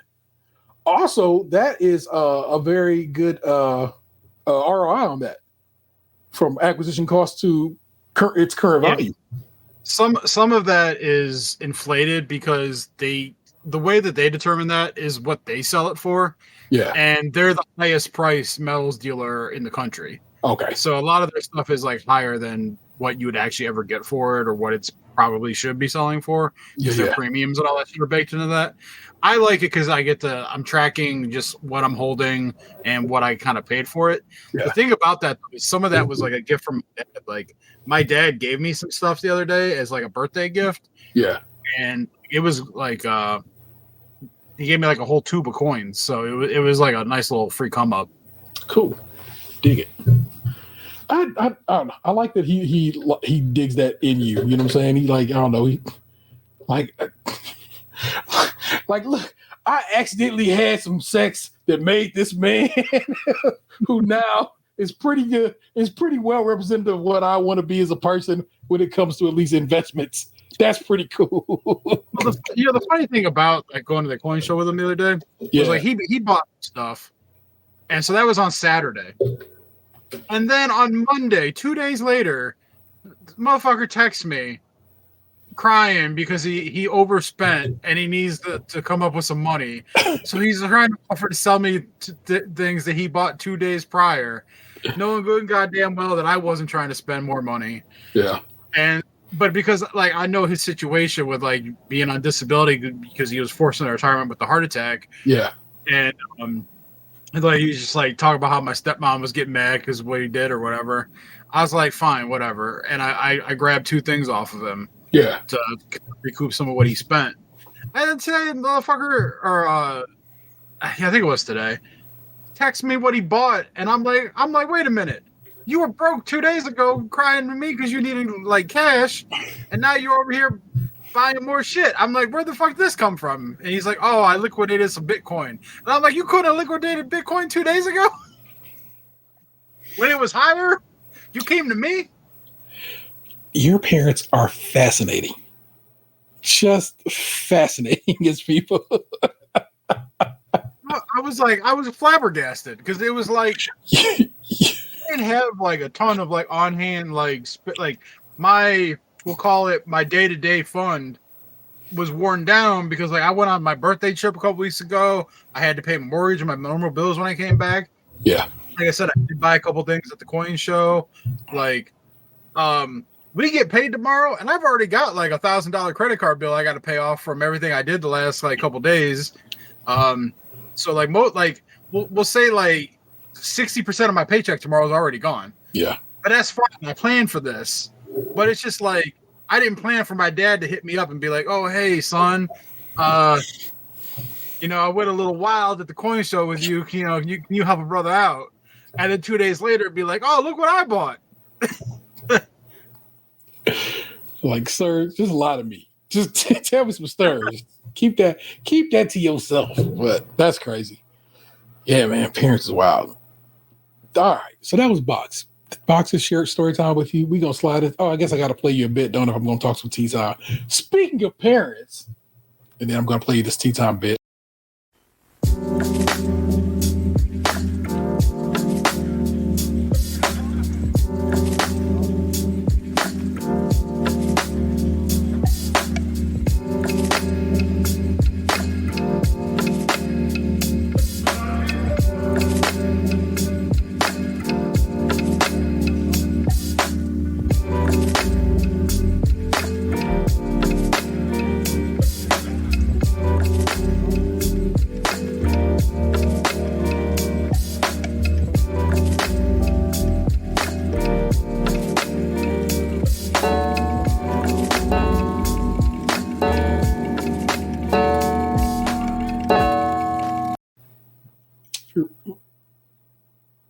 Okay, I'm unmuted. I'm like, wait a minute, I'm muted still? No, it tells at the top of the screen, it says you're unmuted. The song in my little video is called 24 Hours in Tokyo. It's by Yawnathon. Yawnathon. WAYNATHAN, just in case you wonder what. So, my mom, we're going down to Virginia to kick with my mom's sister for Thanksgiving. And my mother is had a slight anxious planner. She calls the other day, middle of work. Luckily, we were in that town. We had a town hall. So I was just like, I'm basically on a Zoom call right now. Don't worry about it. Let's talk. And she's trying to talk. She's talking to me about the Thanksgiving plans. And however I spoke to her, had her go, well, I'm sorry. And I'm like, and I had to literally stop her right then and there. I'm like, hold on. Like, I don't know how I sound. I don't know what tone you just heard come out of me that made you think that I am anything but ecstatic to have the ability to come and hang out with you for Thanksgiving. But that is the tone that you should be taking from what I'm saying to you right now. This is nothing but me happy to be spending time with you and planning to spend time with you in the very near future. And she's like, well, okay, and blah, blah, blah. And so I'm just like, what the fuck is my tone? that I'm not hearing when I speak. And trust me, so because I with so much regularity edit my own voice, I now have a full kind of understanding of how I sound. I know my notes and everything. You know, people be like, that's how I sound when they hear themselves on recordings. Well, guess what? We've been doing this for fucking ever. I know exactly what I sound like, and I know the tone I was trying to put forth, but it just was not hitting her ears like that. And I'm like, why is that? What is about how I speak or spoke in this situation? And so that's, of course, my parental example. But I've had this happen at work too, where I will say something and or type something, and I'm thinking I have made this clear as day. And people will be like, well, what do you mean? I'm like, I'll go back and read what I wrote, and I'm like, that is what I mean. What I've written right here is what I mean. There's no. It's like people think you got a shake on them. You know what I'm saying? That you trying to trick them with your words, and I'm just like, I don't know if you came across the video at all this week. Mark Lamont Hill, Dr. Mark Lamont Hill is I don't know what you want to call him, news guy, kind of a little bit of this, a little bit of that. But he also, in recent months, joined the Joe Budden podcast. It's a hip hop podcast. So it's funny to have a guy like Mark Lamont Hill, who was, again, a doctor and so forth, and well researched and super into politics and stuff like that. There used to always be on CNN and all that. Got into it with one of the other dudes on Joe Budden podcast, and I mean, got into it like. Just that sucker shit you talking to me, I ain't gonna be flying. You ain't be talking that sucker shit because you know what I'm saying. That I'm taking that shit some kind of way, and I'm just like, and the one dude said to him, "You be all using tricky words," and Mark Lamont Hill replies, "I don't use tricky words. I use regular words. They just tricky to you." And I was like, God damn. And so I think that's what people think is going on, where I'm like literally just trying to be as clear and to the point as I can be. And it bothers me that people, including my mother, are sometimes not hearing that or not reading that. You know what I'm saying? It's one of those things I've just come across in recently, this just being the most recent example of my own mother thinking I'm talking to her some kind of salty way, and I'm not. I'm like, no, I'm pumped. I'm glad that you called me to talk about this. I'm glad that I'm in this meeting that I can just kind of veg out and avoid by chopping it up with you instead of doing this. I'm hyped. But she wasn't hearing that. She was not hearing hype. She heard other. And I don't know what to do with that, Box. What the hell? Yeah. I had dealt with this for so long too. Like, I was told that I didn't know how to talk to people and shit. So I just had to be kind of like, when I'm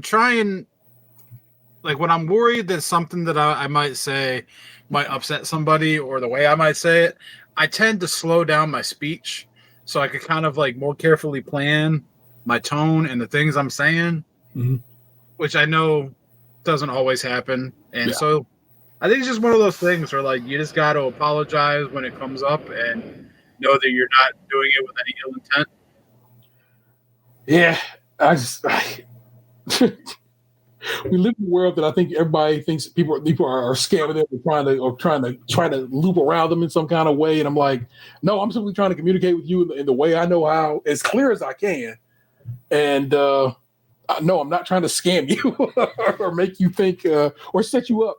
Because of course I think people think if you're putting it in text form, it's to show it to somebody else. Mm-hmm. Like, nah. Really, I'm like, I know trying to talk to you, especially in our situation, we don't in Box and I's job, we don't technically have phones. We have the ability to talk to people, but we don't actually have, it ain't no phones on our desk for our jobs. But that is inaccurate for me. You have an actual and I'm logged into this bitch all day long. Yeah. So he got to be on Xbox Live all day is what he basically showed. He just showed you if you're listening to this on audio. That is crazy. But when I say phone, I mean, old school desk phone. Once upon a time, we used to have phones on our desk. It used to be a thing. People could call me from all over the damn world and did. It's crazy. Yeah, I mean, people call me like I have to log into a program You're on the And so, phone. like, You're on a VoIP, right? It's like a voice over IP kind of situation. That's what yours is. yeah, basically. But like, it has like a number and everything. Yeah. So it's so a lot of my coworkers, we're gonna be communicating via Teams. So it's gonna be the written word. You know what I'm saying? And so I just try to be real careful with how I write things because I am aware that is always going to be basically recorded. You know what I'm saying? That's always somebody can always go back and find what you wrote. Someone in like one of my chats the other day was like, they were doing a lot of talking, and then they were like, "Dan, are you here?" And because I had said shit for like days, and I'm like, "Yeah, I'm here."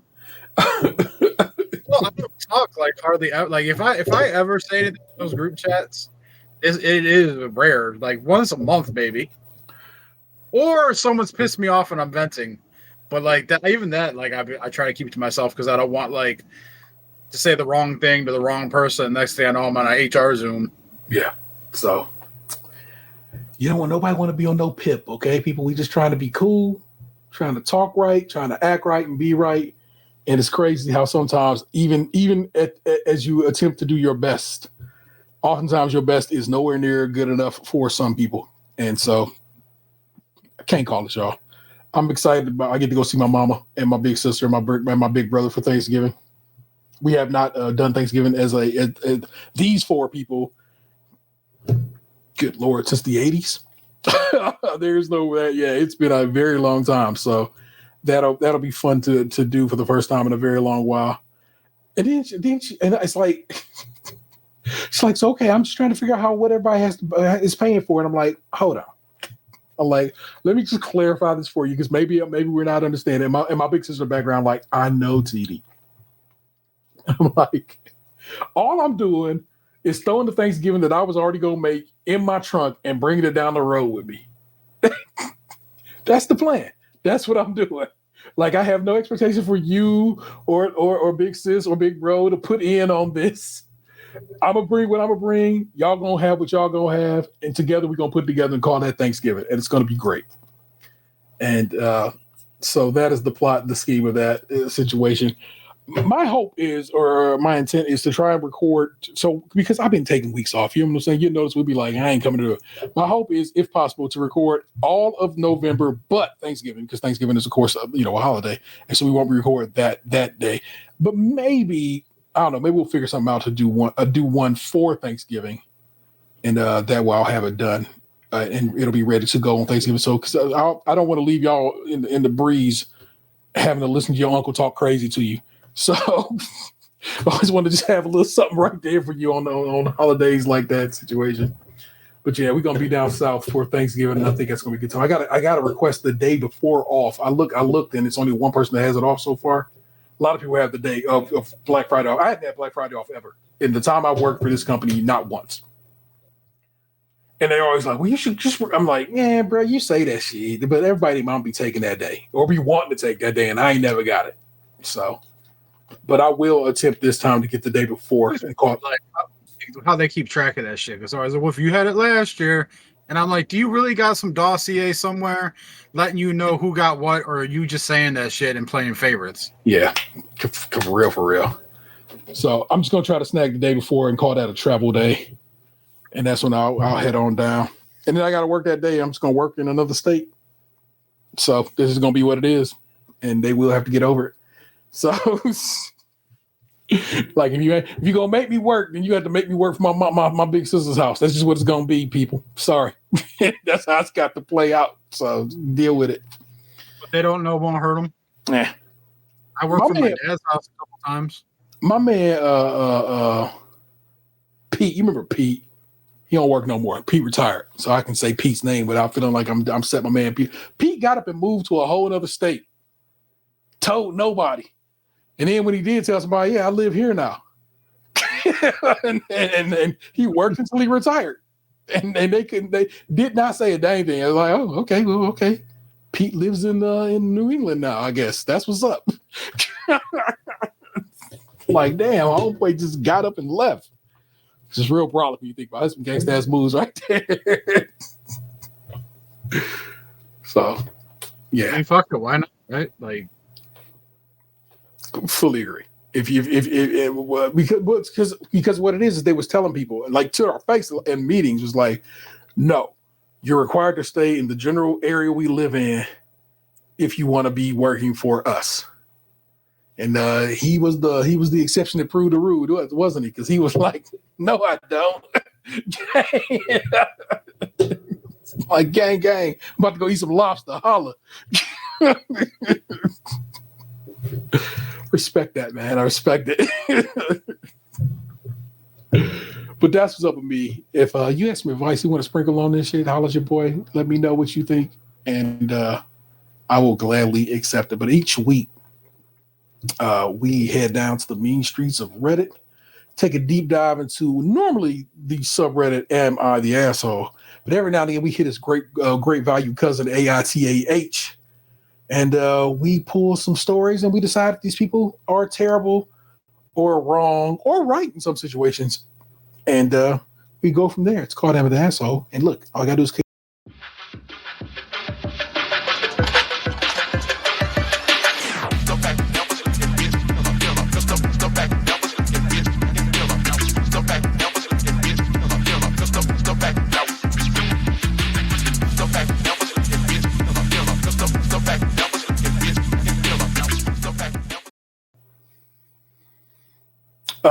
a delight. Box, I pulled several.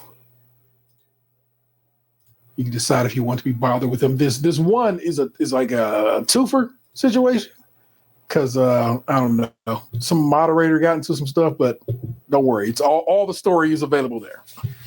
I have them right here on the screen. Am I the asshole for asking my husband to cancel our anniversary trip to Everest? Meaning they were going to travel to Nepal. I feel like that's not something you should be just canceling, but that's me. Am I the asshole for bringing store-bought desserts to an office potluck? No. I know. Am I the asshole for siding with my wife over our son's ex-girlfriend's pregnancy? You have to. I'm telling you right now. You gotta know it to know it. And then I got another one that I think is fun, and you can tell me if you want which. So just you make your choice of which ones of these you want to be bothered with. This is the last one, and I just saw this one earlier, and I was like, "That's hilarious." And this is from Great Value. Am I the asshole? Am I the asshole for videotaping my wife eating all my fries to make a point? 3 and 4. All right, 3 and 4. All right. Am I the asshole for not siding with my wife over our son's ex-girlfriend's pregnancy? Our son just turned 16, had a girlfriend. She's 16, almost 17, but they broke up about a month ago. About 3 weeks ago, we were informed. Oh, let me close this. We were informed by her parents that she's pregnant. She is slightly showing. The dates line up with my son's relationship. My wife and I went into full panic mode. We waited a couple of days before telling our son, who didn't know. He immediately said, "It's not mine. I never fucked her." I don't believe him, as I know he is active. He said he did the sensible thing and asked me for protection. That's why he knows his son is active, because his son has requested, However, he kept on saying they never did it. He said she cheated on me.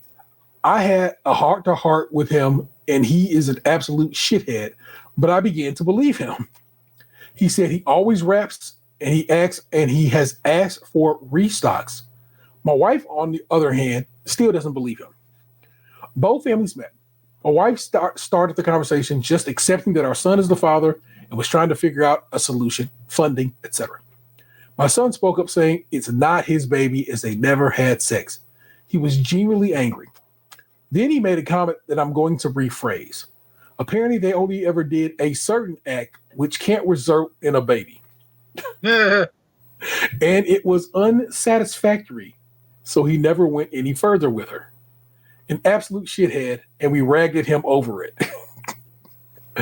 His ex-girlfriend admits they rarely did it, but explained the use of the word shit.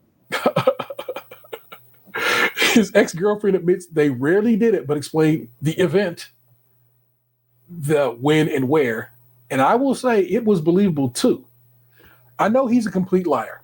I know he's an absolute dog, but I believe him still. My wife, however, is angry with me for playing into his nonsense. Interesting ways to describe your own fucking kid. They're English.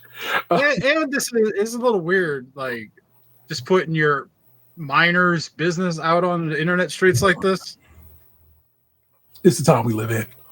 And you'll find out why as I get the rest of this, you'll be like, that makes sense. She said, I'm part of boy culture. She said children born to teen parents are more likely to be teen parents. And we were both 17 when my wife got pregnant. So everybody in this situation is very young. That's why it's like on the internet, because all these youths be putting their shit on the internet. She said, I'm worsening the situation by not living in reality, and she is left to figure out what to do on her own. To her point, I am hands off on further meetings with the other family. I don't believe we should have those discussions until it's proven he's the dad. Am I the asshole? Also, this is really trashy. I'm sorry, but I needed to leave off some steam. Just to add, her parents don't want to do a paternity test until after the child is born. They said it could harm the baby, but apparently it's harmless, so I don't know. So we cannot get a test done before. Courts can't order one till birth. Another addition, I'm in the UK. Sir, it was obvious by how you was talking about your kid. You was in the UK. I need you to know that. So basically, over here, there's some glow in the dark comments, so we'll go from there. This first one up top here is do nothing until there's a confirmed paternity test. That's exactly what I was thinking. Scroll down a little bit. Stop fighting and get paternity tests. Teenagers aren't the brightest when it comes to sex and pregnancy. The paternity testing will clear up the whole thing, who did what, and can proceed rationally from there. Okay, we know that. This is another one. And beneath that one it says, and now a paternity test is just a blood draw from the mother rather than anything invasive to the baby. The girl's parents have old info if that is concerned. And there's some response to that. This is a glow in the dark one that responds to the one above it that's not glow in the dark, but the one above that was glow in the dark. So there was a sandwich. It's glow in the dark, not glow in the dark, glow in the dark. Exactly this. You need what is known as a non-invasive prenatal paternity test. It's a blood draw for the young lady and a cheek swab for your son. There's zero risk to the pregnancy, and it's 99.9% accurate. Tell her parents about the test and that you will require the results before discussing finances, custody, support, etc. And this is to protect all of you. You don't have to say this, but the unspoken implication is that your son is both telling the truth and right, which can be two separate things here. Then they'll need to figure out who the potential father is ASAP in order to deal with those legal concerns. You might have to get a court order. That would suck. But I suggest pursuing if they decline a NIPP test. As for your wife, just say there's no need for deciding between teenagers. He said. She said there's a simple blood test that will remove the guesswork. Easy peasy. And I told them all that, as did my nurse friend. No good, and courts won't give orders according to solicitors. So in England, apparently you can't order a paternity test until the kid is already here, which is dumb. And so, you got all that going right. And then at some point, I guess the moderators removed this post. And so I had this post saved. And so I just clicked the guy's name because I like to see if they say anything in the comments, right? And he had posted a whole nother post. And because he was like, I don't know what happened, but I had to, but they locked the post. Now, clearly I just read it to you, so it's not locked anymore. But I guess for a hot second it was. But he wrote this own post on his page. He lied. Am I the asshole for not siding with my wife over our son's ex-girlfriend's pregnancy? Blah, blah, blah. Am I the asshole said I broke the rules, so I'll post here. The person I messaged to apologize at Am I the asshole was very nice and kind. Spent the 800 quid on the test last Wednesday. He didn't seem nervous. He seemed happy. All went well. Thursday morning, I woke up. He wasn't there. Had texted me he needed a break for a few days. Wife rang that his ex was gone. Same message. I text and rang him over and over. Eventually, he video called me. His ex was there too. He said he lied about it all, and the test will probably show it's his. He told me that they are staying, and they apparently want to talk about it without adults getting involved. I was wrong. He lied. My wife was humble, given everything. Her parents and my wife think it might be a good thing to let them talk. They're staying in touch. I don't see the benefit in them on their own. Nuts, in my opinion. But I'm so mad. Maybe it's for the best. I'm done. Also, I don't think I can respond here. So his son is a liar. He said his son was a real shit. So he knew. Your own kid. Yeah. And so I wonder if he actually did get any results. You click over here. Yeah, see, there's some saved mods. I deleted the post. And it does say, if you go look at it, it does say removed by moderator. So it's like, so I don't know how I can still see the post, but maybe it's just, I don't know, was in my queue or something, or whatever, cache or something like that. Yeah, that happens on Twitter sometimes where like a post will get deleted, but depending on when you loaded it in, like you can still see it until you refresh. Okay, share everything. I was trying to see if he had any comments about what the results were, but not that I see. But clearly, his child is a liar who was raw dogging, even when his father gave him condoms, because kids be on some bullshit. Doggy, dog. Oh my gosh, this one.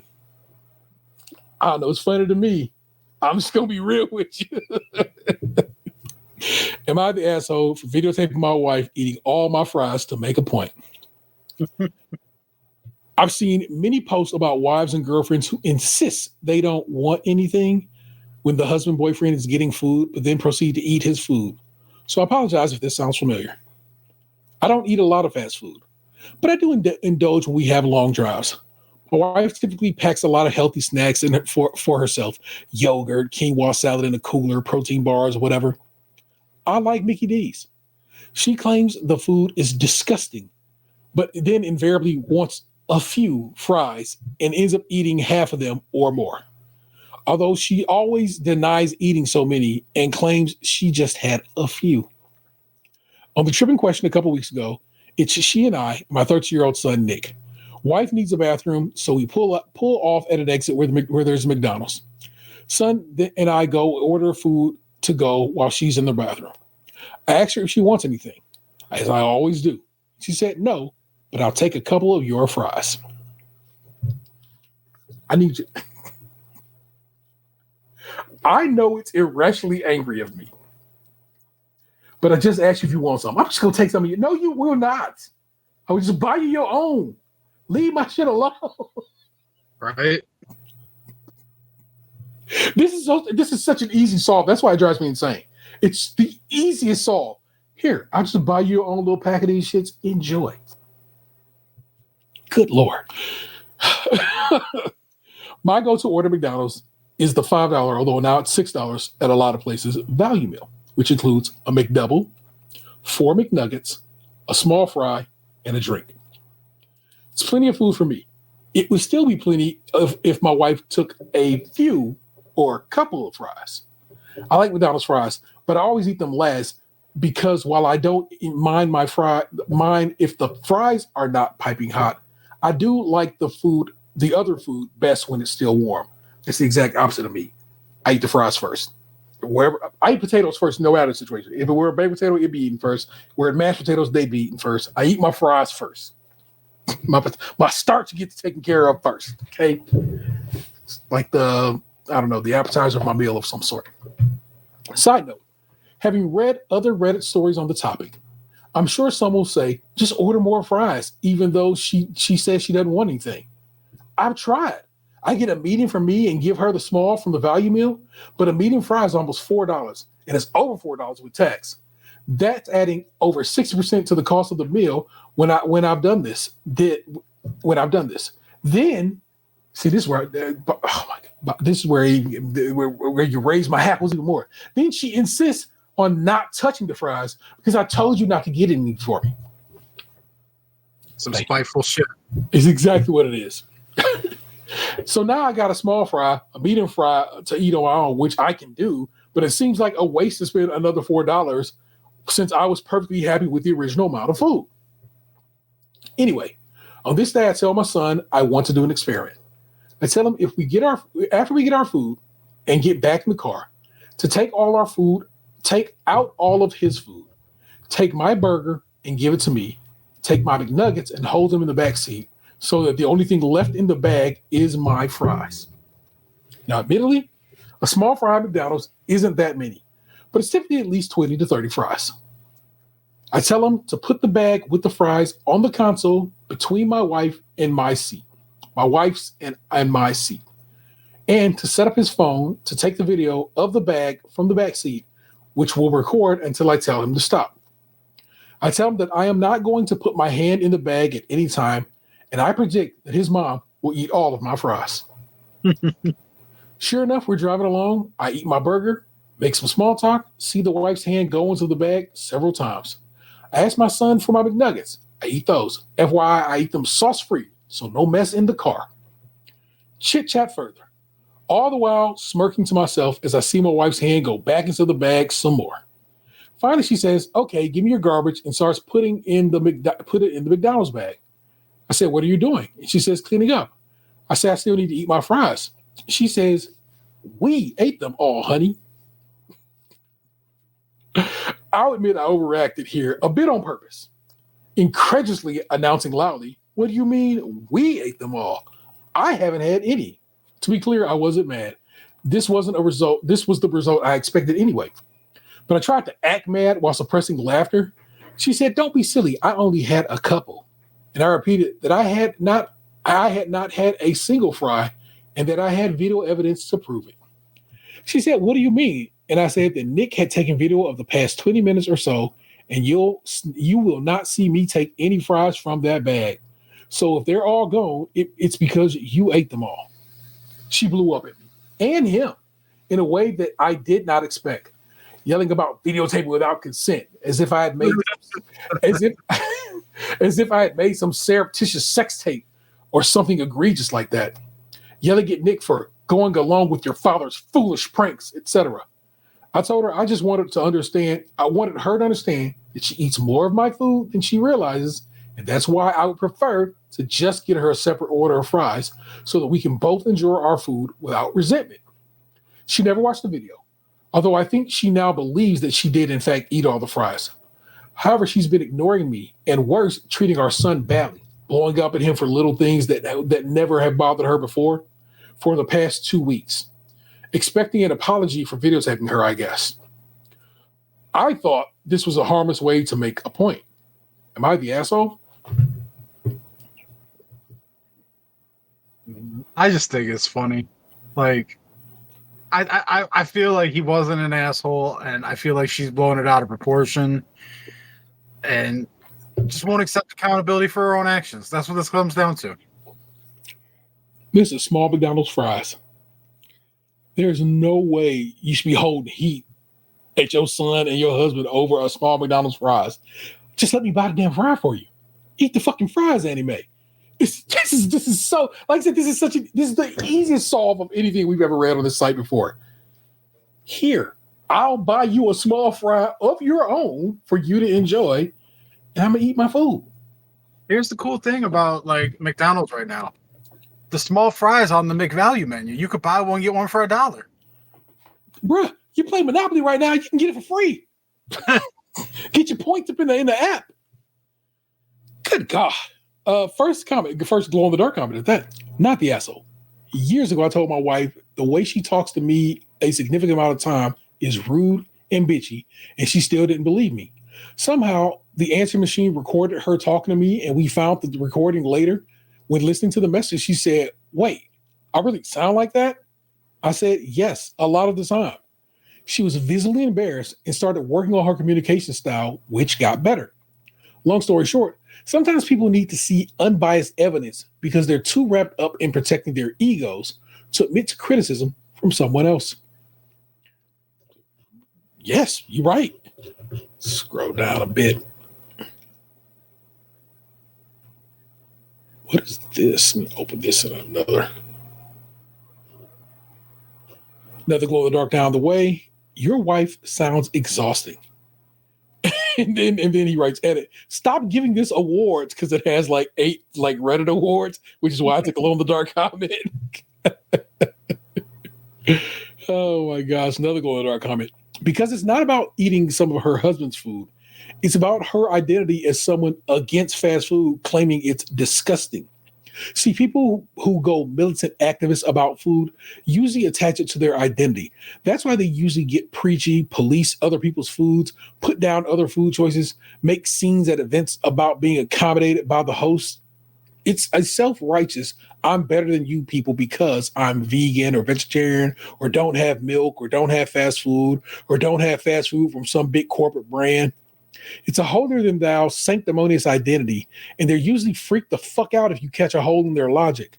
Their true belief or commitment or literally catch them with their hand in the fry box, which happened here. Now she thought she could still defend the holiness of her food preference with a few fries, but when she is caught eating the whole thing, she feels exposed as a disgusting food eater and a fraud, and her imposter syndrome, which people like this internally struggle with, is triggered badly. If OP and her son caught her eating all their carrots or yogurt or muffins, she'd laugh and slap their wrists. But it's the food she has made her whole identity around hating she got caught devouring all of. One more golden one, glow in the dark one. It's like broken cookies. All the calories fell out. Okay, because somebody says above that, it says, don't you know stolen food doesn't count towards your calories? And it's really healthy because it doesn't count. And then the response to that, which is the glow in the dark one, is it's the broken cookies. All the calories fell out. Lord. Oh, not the glow in the dark one. I know it's not the point, but use the app to order. Every day you get one free order, medium fries, along with any size drink. What I just said. So I like that people was hip. Got it. Another glow in the dark comment. This one really got folk up and running. Forward this to your wife so she can see the internet thinks she's mistreating her son over nothing. I gotta disagree, homeboy. I gotta disagree. Do not forward this to your wife. She was mildly gaslighting you every time she did this to you. She always ate more than a few, then expected you to accept her delusions. She's upset because she's thinking, what else have I repeatedly gaslit him over that he'll want to document? Honey, if you had insisted you only take a few fries, this wouldn't have happened. If you had sometimes agreed and said, yep, I ate more fries than I intended, I could let this go. But you repeatedly chose to gaslight me and tell me I was mistaken, that my perception of reality is faulty. This isn't about fries. This is about you telling me over and over that I'm mistaken when I was correct every single time. Nobody likes to be told that they're a liar, but that's what you have done over and over, and it's not cute. It's degrading. I'm sorry the reality is interfering with your desire to pretend you don't eat food. I get it. Society makes women have messed up relationships with food. So we need to discuss this like adults because you're clearly taking this out on our son.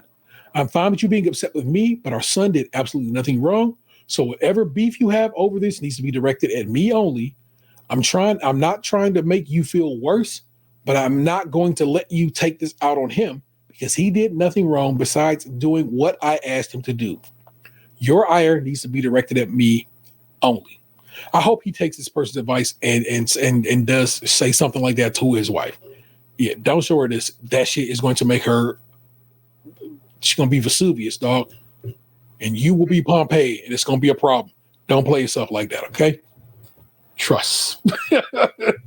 That is real life. That's a woman who is already mad. If you went and told the internet this shit and didn't let it, bro, are you kidding me?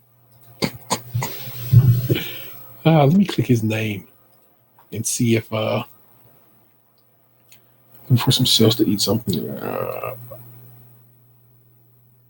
Okay. Just I want to grab a couple of his responses. You think someone forcing themselves to eat something they don't want just to appease the other person is better than the person just agreeing to get it for themselves?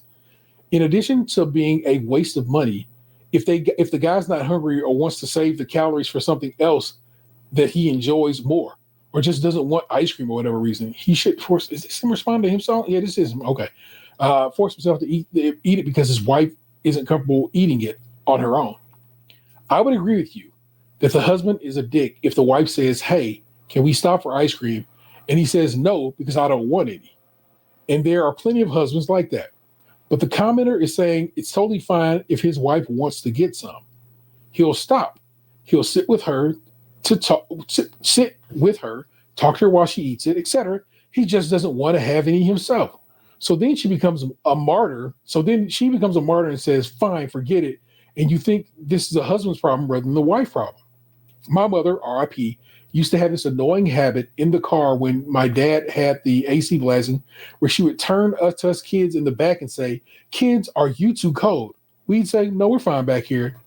A few minutes later, "Kids, are you getting too cold? You're getting too cold, aren't you?" "No, Mom, all good." Another few minutes, "Mike, my older brother, tell your father it's too cold and to turn the AC." She literally couldn't bring herself to say, "I'm cold, turn down the AC," or even better, just turn it down herself.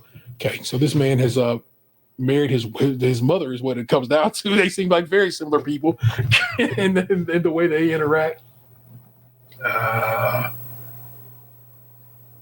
Not my wife, but a previous girlfriend played whatever. No, appreciate the program. Cool. Well, this guy's in the mix, so it's like he's in here commenting. So I was like saying, I don't think this is some AI bullshit, and because sometimes that happens in these streets lately. He's in here mixing it up in the comments, and trust me, it'll be in your show notes if you want to go through and read more of this and what he has to say. He also has all the prices of McDonald's that locked down, so he's a cheap so because he know the prices. Right now, my local McDonald's is $2.69, $3.49, and $4.49 for a small, medium, and large fries. I've seen a small as high as $3 and a medium as high as $4 in the city. So that's what's up with that. But that was this week's Am I the Asshole. We hope you enjoyed them all. Hey, like I said, if you ever got one of your own that you think you want us to read, you come across one you think, hey, I'd like to hear their take on it, please feel free to send it to us. We will get down with the get down. In the realm of entertainment box, have you been watching anything? Have you had time to watch or do anything? I watched season 2 of Peacemaker. What did you think? I've been hearing good things about it. Well, it was all right. Like, I enjoyed the first season, and I feel like it wasn't as edgy as the first season, but it was still enjoyable. Good stuff. And I've been watching Elementary. I'm at the end of season 2 right now. I think I'm on I may be on the last episode of season 2. I'm on either the second to last or the last. Is this new Watson series a spinoff of this or just its own whole separate thing? I imagine it's just its own thing. Okay. They have in Elementary, Watson is Lucy Liu. I thought she was Sherlock. No. This other dude is Sherlock. It's been a bunch of things. Okay. And that, I have to say, I was sleeping on Lucy Liu my entire life. I'd always. We talked about this the first time you started watching this show. It bears repeating that, she is a beautiful woman. She a baddie, man. Just even if she's still pretty. Yeah, bro. Gets down with that. Respect it. Call of Duty or any other game or anything special like that? I played for a little bit on Saturday, and I played for an hour and a half with my buddies the night before the show. Yeah. But I bowled on Monday. Did okay. Okay. My average right now is currently back over. It was 192 because I just came off my book average. Yeah. My average is up a little bit. I've been bowling. That's what I've noticed about this season so far is the losing some of this weight and the drugs definitely have improved my ability to bowl. I'm not getting as tired as fast, and I don't feel like I'm about to have a panic attack every 5 minutes when I'm bowling. I don't feel like my heart beating out of my chest and shit. I feel normal almost. Good. I'm just not as in good a shape as I should be, but I don't feel like I'm dying. So definitely more enjoyable this go around. Good, excellent. Glad to hear that. Joe Flacco is currently beating the Steelers. Is he? Is it him doing it, or is it? Just his third touchdown of the game? So he out there really out here showing up. Ain't that a blip? He's out here flinging it. Is their O-line? Their O-line is just as bad as ours, but yet somehow he's managing to throw the ball to receivers who aren't just dropping it every single time. Fascinating. They called this the Unk Bowl. Old ass Aaron Rodgers and old ass Joe Flacco. I saw a video on Twitter where it was like an old man tripping an old man. Oh my God, that's wild. Unk Bowl was going down, y'all. I only think I've been watching. I watched Bake Off. It's just what I've been on. I had a show that a movie I wanted to watch on Netflix. Let me see if I can pull that up right quick. I don't know if I can. Because, of course, I closed Netflix so long ago that. Anyway, there's a movie on Netflix that I come across on TikTok, and I was like, oh, it's a Indian couple that their parents made them meet, and she walking in talking sassy to dude, like, and I was like, okay, I want to see how this plays out. This looks like a fun romantic comedy, so I'm going to get down with that. I bet you I can. Give me a quick second. I'll just go ahead and pull my history right quick. Control H. Do some digging through the ditches here, burning the bridges, Dragula, so forth and so on. Internet.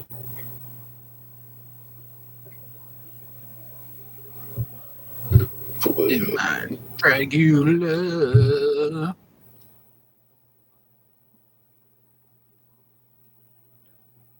And of course, I cannot find it. Here, we go to this Bake Off episode, and I click backwards a couple of times. Nope. So sorry, y'all. I don't know what it is. Anyway, it's a movie on Netflix. If I watch it, I'll add it to my notes. I finally finished Clear Obscure Expedition 33. What a wonderful game. Again, I don't normally play turn-based RPGs, not really my cup of stew, but the story in this one was so interesting that it really kept me compelled to keep pushing through until I beat it. I think it was all said and done. I put like 70 hours into it. And great game. I truly recommend it. It's again on Game Pass if you have that. And it's a I don't know, a cheap game, if you will. I think it's like $40 new if you want to buy it on a PlayStation or Xbox. Highly recommend. And they also announced they're going to do some free DLC for it here in the near future. So more Clair Obscure is coming down the pike.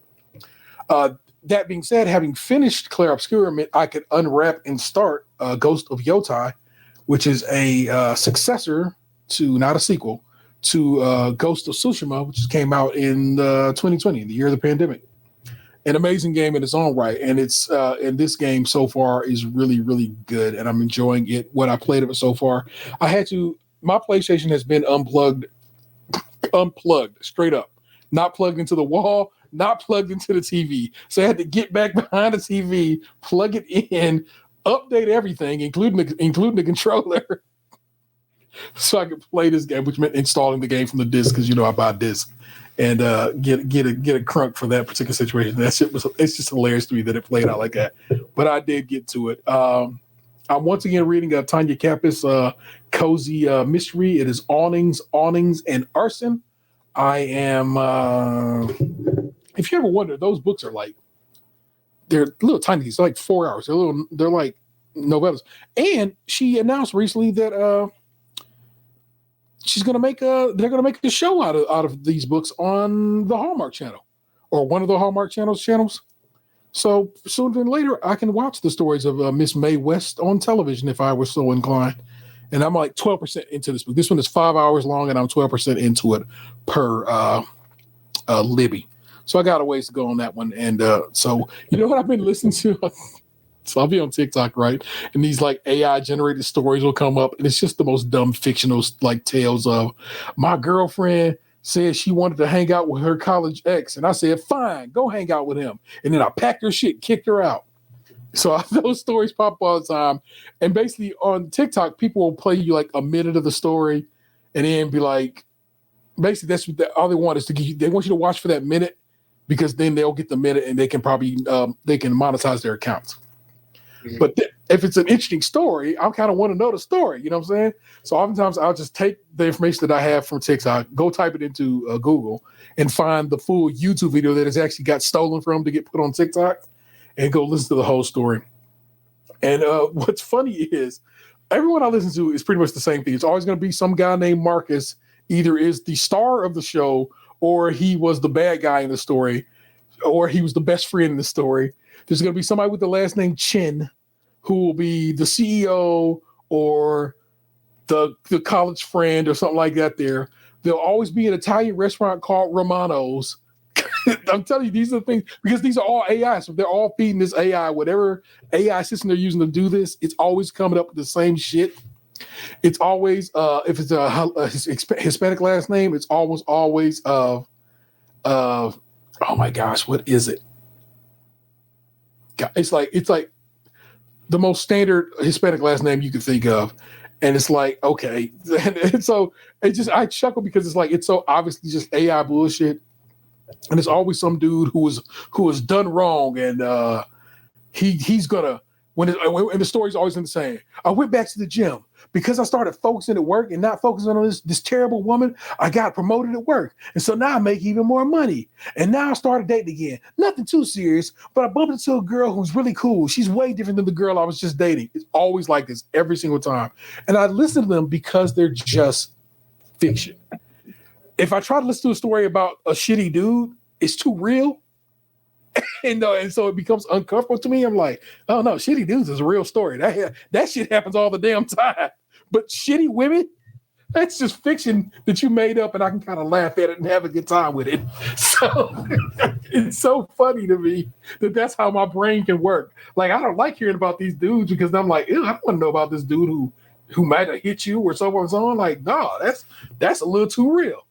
But some girl who told you straight up that she might have feelings for her right the day before you got married, that she might have feelings for her college sweetheart, and she has to go explore them.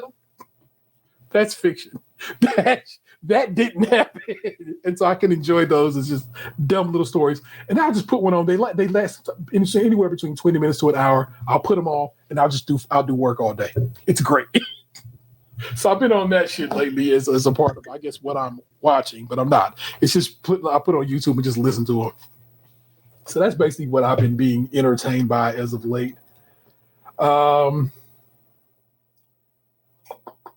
Monopoly Go started a new season. I kept playing Monopoly Go. Box knows this, but I don't know if I ever said it on the show. I ended up kept playing. What I did do, and I kept my goddamn word, is I said I'm not spending money on any of these games no more. In the end of my phone games, and I have not, and I really have kept true to that, and I feel good about myself for that, because I don't know, I probably couldn't have bought more. I was gold locked anyway, so there was no way I couldn't have bought no stickers or anything. But I didn't buy any stickers. I traded everything. I got like my trades are. I got a grip. Let me go look right quick. I'll tell you how many trades I have on this. Your boy be in here like the other day. So I had you send me a sticker so I could trade that one to get it to Anthony. Did that. My homegirl Angie was like, "Oh, do you have the sticker?" I go, "No, I don't, but send me that one if you can, and I'll trade it for you." Got that shit traded out. I traded multiple of them gold. Which one was the Marsala sticker for the cheese sticker all day that day, just for other people. Was just hustling that sticker off, and because it's gold, it didn't count against your trades for the day. So I still had like 5 trades to go on the rest of the day. It was great. How many trades do I have? 305 currently. So, and like I said, I just hustle. I hustle in the trading app, and most people are pretty cool. I don't do any. I always try to trade straight up, and I never try to do anything. I'm never the guy like, well, you got to give me 15 if you want this 5-star gold. I'm like, nah, bro, 5 for 5, and I'm fine. And I don't care what 5. If you got a gold and we can trade because it's a blitz, cool. And if not, yeah, just trade me straight up. I never take. I took one trade where somebody was like, what did they try to give me? They gave me like 2-3 stars for a 4-star or something like that. And I was like, I guess that's fine. Because I just didn't care. I'm just trying to finish my albums out. You know what I'm saying? And so still just have a good time Monopoly Go. It's fun. It's slot machiney as fuck. But currently there's a McDonald's Monopoly game going, and you can win rolls in that too. So if I ever come across some rolls in that, that'll be fun.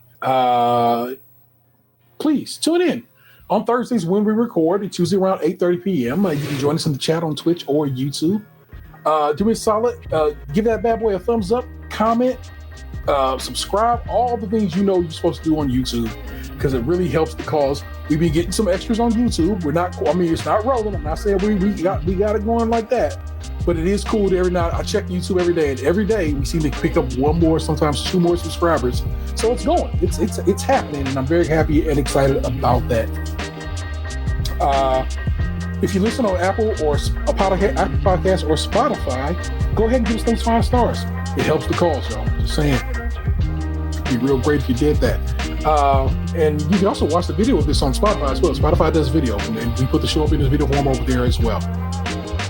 If you want to support the show financially, consider jumping up on Patreon, where, you know what I'm saying, depending on what you give, you get a little extra from time to time. We got merch over at tpublic.com/user/states Krunchy and milk, all one word. Krunchy, of course, being spelled with a K.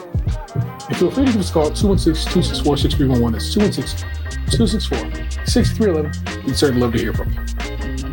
Our missing man is the 216 zone. Tatum 216. Shout him out. So send him some love. That is the Right Reverend Lunchbox 2099. Assalamu alaikum. Alaikum salam. I am the Internet's Terror 713. Don't make me push you to traffic. We'll do it again next time. Peace. What happened to your ass? It used to be beautiful. Stays crunchy and milk.